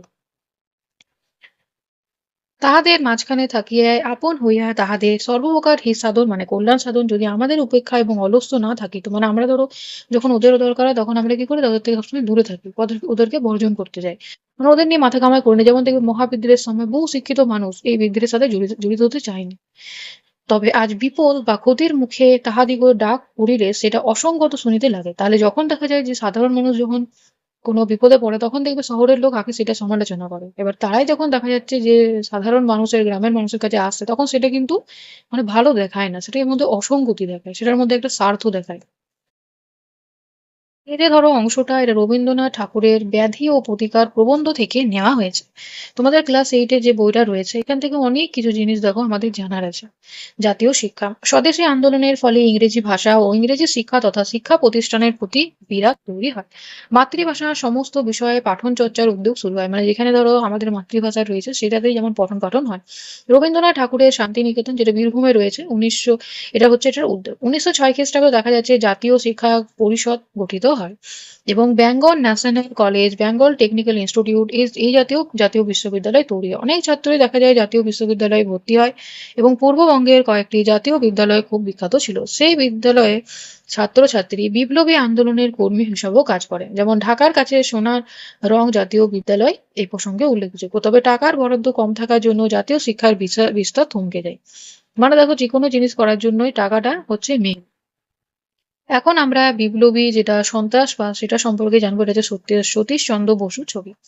স্বদেশী আন্দোলনের শেষের দিকে দেখা যাচ্ছে বিপ্লবী সন্ত্রাসবাদী ধারণাটি আরো বেশি করে দেখতে পাওয়া যায়, যেখানে দেখা যাচ্ছে বিভিন্ন ধরনের সমিতি রয়েছে, সমিতিগুলিতে শরীর চর্চার পাশাপাশি বিভিন্ন সমাজমূলক কাজও অংশগ্রহণ নিত। তার মধ্যে দেখা যেত ছাত্ররা, যুব সমাজ দেখা যেত স্বদেশী ভাবধারা প্রচার করতো, মানে যেখানে নিজের দেশের সমস্ত জিনিসের ব্যবহারের কথা বলতো। সেই সময় মূলত বিভিন্ন সমিতিকে কেন্দ্র করে বিপ্লবী পন্থায় ব্রিটিশ প্রশাসনের মধ্যে ত্রাস সৃষ্টি করার ধারণা গড়ে ওঠে। এদিকে দেখা যায় জাতীয় কংগ্রেসের আবেদন নিবেদন নীতি অসারতা স্পষ্ট হয়েছিল। অন্যদিকে স্বদেশী আন্দোলনের ফলে উপনিবেশিক দমন পীড়ন, এবং 1908 খ্রিস্টাব্দ নাগাদ আমরা দেখতে পাই যে স্বদেশী আন্দোলন সামাজিকভাবে দুর্বল হয়। এবার স্বদেশী আন্দোলন যখন দুর্বল হয়, তখন দেখা যাচ্ছে যে সন্ত্রাস করে ধাক্কা দিতে চেয়েছিল উপনিবেশ শাসনকে, এবং যার ফলস্বরূপ দেখা যাচ্ছে বিপ্লবী সন্ত্রাসবাদী হয়, যেখানে দেখো বিভিন্ন জায়গায় লুট হয়। তারপরে ধরো যারা ধরো অত্যাচার করতো, যেসব ভারতীয় ধরো ইংরেজদেরকে সাহায্য করতো, সেই অত্যাচারে তাদেরকে বিভিন্নভাবে তাদেরকে হত্যা করার পরিকল্পনা এরপর গ্রহণ হচ্ছে। অত্যাচারী ব্রিটিশ প্রশাসক এবং তাদের সহযোগী দেশীয় ব্যক্তিদের চিহ্নিত করতে শুরু করে বিপ্লবীরা। তাদের বিরুদ্ধে ব্যক্তিগত সন্ত্রাসের পথ বেছে নেওয়া হয়, তবে অসাবধানতাজনিত দুই একটি ব্যতিক্রম ছাড়া নির্বিচারে সন্ত্রাসবাদী কার্যকলাপ চলতে থাকে। তাহলে চালানো বা বিপ্লবীদের লক্ষ্য ছিল না। সেই সময় দেখা যায় জনগণের সামনে উপনিবেশ বিরোধী আন্দোলন কোনো কর্মসূচি ছিল না। উপনিবেশিক দমন পীড়নের পাল্টা সশস্ত্র সংগ্রামের মধ্য দিয়ে ব্রিটিশ শাসক কুলের ত্রাস সৃষ্টি অপরিহার্য মনে হয়েছিল। যেখানে দেখা যাচ্ছে যে সংঘর্ষের মাধ্যমে, সশস্ত্রর মাধ্যমে দেখা যাচ্ছে কোনোভাবে উপনিবেশিক শক্তিকে ভারত থেকে উপড়ে ফেলতে হবে।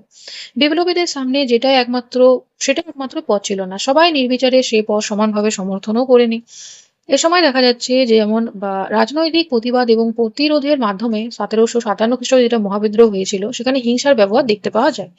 এবং 1876 থেকে 77 খ্রিস্টাব্দে মহারাষ্ট্রে আমরা এই সময় বাসুদেব বলবন্ত ফাল্কে সাধারণ মানুষদের একটি সংগঠন তৈরি করে, এবং ব্রিটিশদের বিরুদ্ধে সশস্ত্র প্রতিরোধের জন্য প্রয়োজনীয় ছিল টাকা। এবার সেই টাকার জন্য দেখা যাচ্ছে বাসুদেব বলবন্ত ফাল্কে তার দলকে ডাকাতি করতে পাঠান, এবং শেষ অবধি দেখা যাচ্ছে ফাল্কে দেখা যাচ্ছে ধরা পড়ে, এবং সশস্ত্র বিদ্রোহে পরিকল্পনা ব্যর্থ হয়। এবং এরপর দেখা যায় বিভিন্ন সমিতি এবং আখড়ার মাধ্যমে মহারাষ্ট্রের বিপ্লবী কার্যকলাপ চালানো হতে থাকে। তাহলে এতক্ষণ আমরা বাংলা দেখলাম, এবার মহারাষ্ট্র দেখলাম। এটা হচ্ছে অনুসরণী সমিতির প্রতীক। এবার বাংলাতেও দেখা যাচ্ছে যে শরীরচর্চার প্রতিষ্ঠানে কেন্দ্র করে বিভিন্ন বৈপ্লবিক সন্ত্রাসবাদী কার্যকলাপ হয়। মানে যেখানে ধরো শরীরচর্চাটার নাম হচ্ছে যে এখানে শুধু শরীরচর্চা করানো, ব্যায়াম করানো হয়। তারপরে ধরো যে বিভিন্ন ধরনের যেগুলো খেলা ধরো রয়েছে মল্লযুদ্ধে, এগুলো ধরো করানো হয়। তো সেখানে দেখা যাচ্ছে সন্ত্রাসবাদী কার্যকলাপ শুরু হয়েছিল, যেখানে 1902 খ্রিস্টাব্দে কলকাতায় 3টি এবং মেদিনীপুরে 1টি দল গঠিত হয়। সতীশচন্দ্র বসু প্রতিষ্ঠিত অনুশীলনী সমিতি অন্যতম মানে একটি প্রতিষ্ঠান ছিল। এবং সমিতিগুলি যেগুলো বৈপ্লবিক কাজ, সেগুলো কিন্তু খুবই গোপনের মাধ্যমে হতো। আর সেগুলোতে দেখা যেত যে নারীরাও ভূমিকা পালন করতো। বিভিন্ন ধরনের বিপ্লবীকে দেখবে আশ্রয় দিত। তারপরে ধরো যেগুলো পিস্তল, সেগুলো দেখা যেত তারা লুকিয়ে রাখতে সাহায্য করত। 1905 খ্রিস্টাব্দে বঙ্গভঙ্গের বিরোধী আন্দোলনের সময় দেখা যায় বাংলায় বিভিন্ন অঞ্চলের সমিতি গড়ে ওঠে। এবং 1906 খ্রিস্টাব্দে দেখা যায় পুলিন বিহারী দাসের নেতৃত্বে ঢাকায় অনুশীলনী সমিতি তৈরি হয়, যারা বাংলাব্যাপী বিপ্লবী সম্মেলন আয়োজন করে। এবং যুগান্তর পত্রিকা হয়ে ওঠে বাংলার বিপ্লবী আন্দোলনের মুখপাত্র। যুগান্তর পত্রিকা অর্থ জোগাড় করার জন্য স্বদেশী ডাকাতির পাশাপাশি বোমা বানানোর উদ্যোগও নেওয়া হয়েছিল, এবং কলকাতার মালিকতলায় বোমা তৈরির কারখানা বানানো হয়, যেখানে 1908 খ্রিস্টাব্দে আমরা দেখতে পাবো যে 30শে এপ্রিল ক্ষুদিরাম বসু এবং প্রফুল্ল চাকি বাংলার প্রেসিডেন্সি ম্যাজিস্ট্রেট কিংসফোর্ডকে মারার উদ্যোগ নেয়। এবং এরপর দেখা যায় যে কিংসফোর্ড মারার উদ্যোগ ব্যর্থ হওয়ার পর সরকারের তরফে দেখা যাচ্ছে বিপ্লবী আন্দোলনের প্রতি চূড়ান্ত দমনপীড়ন চলে, যেখানে মালিকতলার বোমা কারখানার মানে হদিস মেলে বিভিন্ন বিপ্লবী নেতৃত্বকে দেখা যাচ্ছে গ্রেপ্তার করা হয় এবং মৃত্যুদণ্ড বা কারাদণ্ড দেওয়া হয়। উপনিবেশিক বিরোধী আন্দোলন এবং চূড়ান্ত স্বাধীনতা অর্জনের নিরিখে বিচার করলে প্রথম পর্বের বিপ্লবী সন্ত্রাসবাদী কার্যকলাপ খুব একটা সফল হয়নি। এখানে দেখো বোমা বানানো হচ্ছে, বিভিন্ন ধরনের কার্যকলাপ হচ্ছে, তারপর ধরো ডাকাতি হচ্ছে, এগুলো কিন্তু তাদের অন্যতম এক একটা উদ্দেশ্য ছিল। নানা কারণে তাদের অধিকাংশ কর্মসূচি হয় ধরা পড়ে গেছিল অথবা ব্যর্থ হয়ে গেছিল। প্রয়োজনে কারণে তাদের কাজকর্ম গুপ্ত হওয়ার ফলে বৃহত্তর সামাজিক আন্দোলনের কর্মসূচি হাজির করতে পারেনি বিপ্লবী সন্ত্রাসবাদ, কারণ তাদের কাজটা খুবই গোপনে হতো। গোপনে হলেও দেখবে অনেক সময় কি হতো, তাদের মধ্যে কেউ একজন গোলমাল ব্যক্তি থাকতো, যে কিন্তু পুরো খবরটা ব্রিটিশদের কানে পৌঁছে যেত। এরকম অনেক ঘটনা ঘটেছে। কিন্তু তাদের কাজকর্ম জানাজানি হয়ে যাওয়ার পর সমাজে তার প্রভাব পড়তো। তাহলে প্রথমত ধরো সাধারণ মানুষকে তো বলা যাবে না, কারণ এটা খুবই গোপনে হতো, কিন্তু যখন জানা যেত তখন কিন্তু সেটার প্রভাব সমাজে পড়তো। সশস্ত্র বৈপ্লবিক সন্ত্রাসবাদকে নরমপন্থী ভিক্ষাবৃত্তি থেকে ভালো মনে করলেও সবাই সে পথ চলতে চায়নি। মানে এটা বুঝেছিল যে আবেদন নিবেদন নীতি না করে নিজেদের অধিকারটা নিজেদেরকেই নিয়ে নিতে হবে। কিন্তু অনেকে কি করেছিল, এটা চেয়েও ছিল, কিন্তু অনেকে মানে এটার হয়ে কিছু করতেও পারেনি। অবশ্য 1909 খ্রিস্টাব্দে মরলে মিন্টো সংস্কার প্রস্তাব অনেকেই বৈপ্লবিক কাজকর্মের ফলাফল হিসাবে ভেবেছিল। এটা হচ্ছে মরলে মিন্টোর আইন। তার আগে একটা ছবি দেখিয়ে দিচ্ছি। এটা হচ্ছে যতীন্দ্র মুখোপাধ্যায়, যাকে বাঘা যতীন বলা হয়।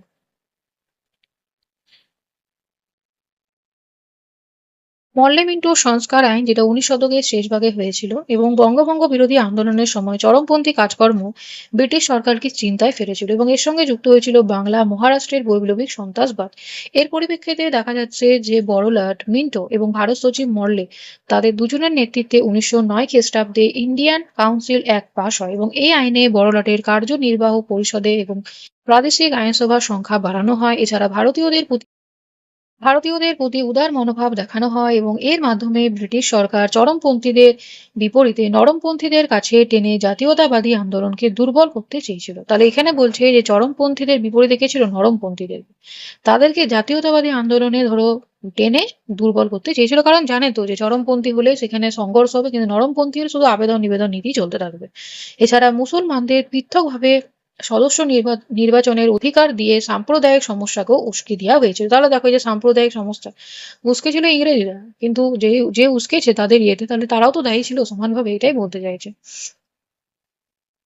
মানে তারা আসলে দেখেছিল যে এদেরকে উস্কালে এরা উস্কাবে, তাহলে তার জন্য এদেরকে উস্কানো হয়েছিল। যদি দেখতো যে উস্কালেও কোনো পার্থক্য আসছে না, তাহলে উস্কাতে পারতো না। তার ফলে কি হতো, দেশ হয়তো ভাগও হতো না। তাহলে এরকম ছোট্ট ছোট প্রচেষ্টায় দেখা গেছিল যে কিভাবে ইংরেজরা মানে অনেক আগের থেকেই ভারতটাকে ভাঙার অনেক আগের থেকেই পরিকল্পনা শুরু করেছিল, এবং সেটা তারা সফলও হয়েছিল। এখানে দেখো কিংসফোর্ডকে হত্যার চেষ্টা, যেটা ক্ষুদিরাম বসু নিয়ে আলোচনা করছিলাম। বিচারকে কিংসফোর্ডকে মারার জন্য বেশ কিছু সময় ধরে পরিকল্পনা করেছিল বাংলার বিপ্লবীরা। 1908 খ্রিস্টাব্দে 30শে এপ্রিল দেখা যায় মুজফ্ফরের কিংসফোর্ডের ফিটন গাড়ি লক্ষ্য করে বোমা ছুড়ে ক্ষুদিরাম বসু এবং প্রফুল্ল চাকি। তাহলে দেখা যাচ্ছে মুজাফফরে যেটা কিংসফোর্ড, তাকে দেখা গেছিল যে ফিটন গাড়ি লক্ষ্য করে বোমা ছোড়ার পরিকল্পনা নিয়েছিল ক্ষুদিরাম বসু এবং প্রফুল্ল চাকি। কিন্তু দেখা যায় যে যখন করে কাজটা তখন অনেক রাত হয়ে যায়। যার ফলে দেখা যাচ্ছে যে তারা লক্ষ্য করেনি যে গাড়িটাতে কিংসপোর্টের বদলে অন্য কেউ ছিল কিনা, এবং সেটাই হয়েছিল, কিংসপোর্ট ছিল না, তার বদলে মিসের এবং মিস ক্যানেডি ওই গাড়িতে ছিল, এবং বোমার আঘাতে দেখা যায় ক্যানেডিরা মারা যান। এবং পরের দিন দেখা যাচ্ছে ক্ষুদিরাম বসু নিজেই দেখা যায় ধরা নিজেই পড়ে দেয়, কারণ দেখো সে তো যাকে মেরতে চেয়েছিল তাকে মারতে পারেনি, সে অন্য কোনো ভুলবশত অন্য কাউকে মেরে দিয়েছে। পরের দিন ক্ষুদিরাম বসু তিনি রিভলভার সহ ধরা পড়ে এবং পুলিশের হাতে এড়াতে প্রফুল্ল চাকি নিজেকে গুলি করেন, এবং আদালতের আদেশে দেখা যায় ক্ষুদিরাম বসুর মৃত্যু হয়, মানে ফাঁসি দিয়ে দেওয়া হয়। এটা হচ্ছে ক্ষুদিরাম বসুর ছবি। তাহলে ক্ষুদিরাম বসুকে ফাঁসি দেওয়া হয় এবং ক্ষুদিরাম বসুর স্মরণে গান গাওয়া হয়, একবার বিদায় দে মা ঘুরে আসি। এই ঘটনাটার পরে এই গানটা হয়েছিল। এবং 1911 খ্রিস্টাব্দে আমরা জানি যে বঙ্গভঙ্গ রদ হচ্ছে, বাংলাকে ভাগ যেটা করেছিল, যেটা বলেছিল সেটা কিন্তু আর হচ্ছে না, যেভাবে ধরো বাংলা হারিয়ে। কিন্তু এই সময় কি করা হচ্ছে, রাজধানী তো ছিল দিল্লি, সরি রাজধানী ছিল কলকাতা, তাহলে কলকাতা থেকে ট্রান্সফার করা হচ্ছে দিল্লিতে। কলকাতা ছিল রাজধানী, তো কলকাতা থেকে রাজধানীটাকে স্থানান্তর করা হচ্ছে দিল্লিতে। তার সাথে সাথে আরেকটা জিনিসও হয়েছিল, বাংলা থেকে আসামকে তো এর আগে পৃথক করেছিল, তাহলে বাংলা থেকে এবার বিহার এবং উড়িষ্যাকেও পৃথক করে দেওয়া হয়। তাহলে বাংলাটাকে ভাগ করা হলো না, কিন্তু বাংলা থেকে বিহার এবং উড়িষ্যাকে পৃথক করে দেওয়া হলো, এবং রাজধানী যেহেতু তখন কলকাতা ছিল, কলকাতা থেকে সেটা নিয়ে চলে যাওয়া হলো দিল্লিতে 1912 খ্রিস্টাব্দে। অবশ্যই বঙ্গভঙ্গ রদ হওয়ায় বিপ্লবী সন্ত্রাসবাদী কার্যকলাপ বন্ধ হয়ে যায়নি, বরং পাঞ্জাব এবং যুক্তপ্রদেশ মানে হচ্ছে উত্তরপ্রদেশে বিপ্লবী আন্দোলন ছড়িয়ে পড়ে।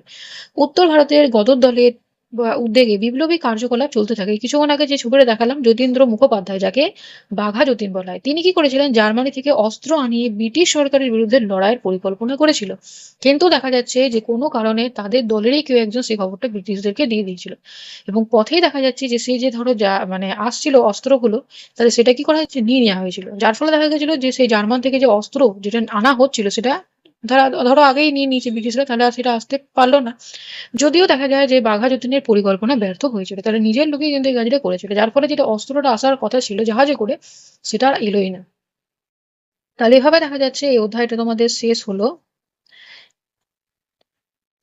নেক্সট ক্লাসে আমরা ক্লাস চ্যাপ্টার 7 যেটা সপ্তম অধ্যায়, ভারতের জাতীয় আন্দোলনের আদর্শ ও বিবর্তন, এটা সম্পর্কে দেখবো। তোমরা জানাবে ক্লাসগুলো কেমন লাগছে।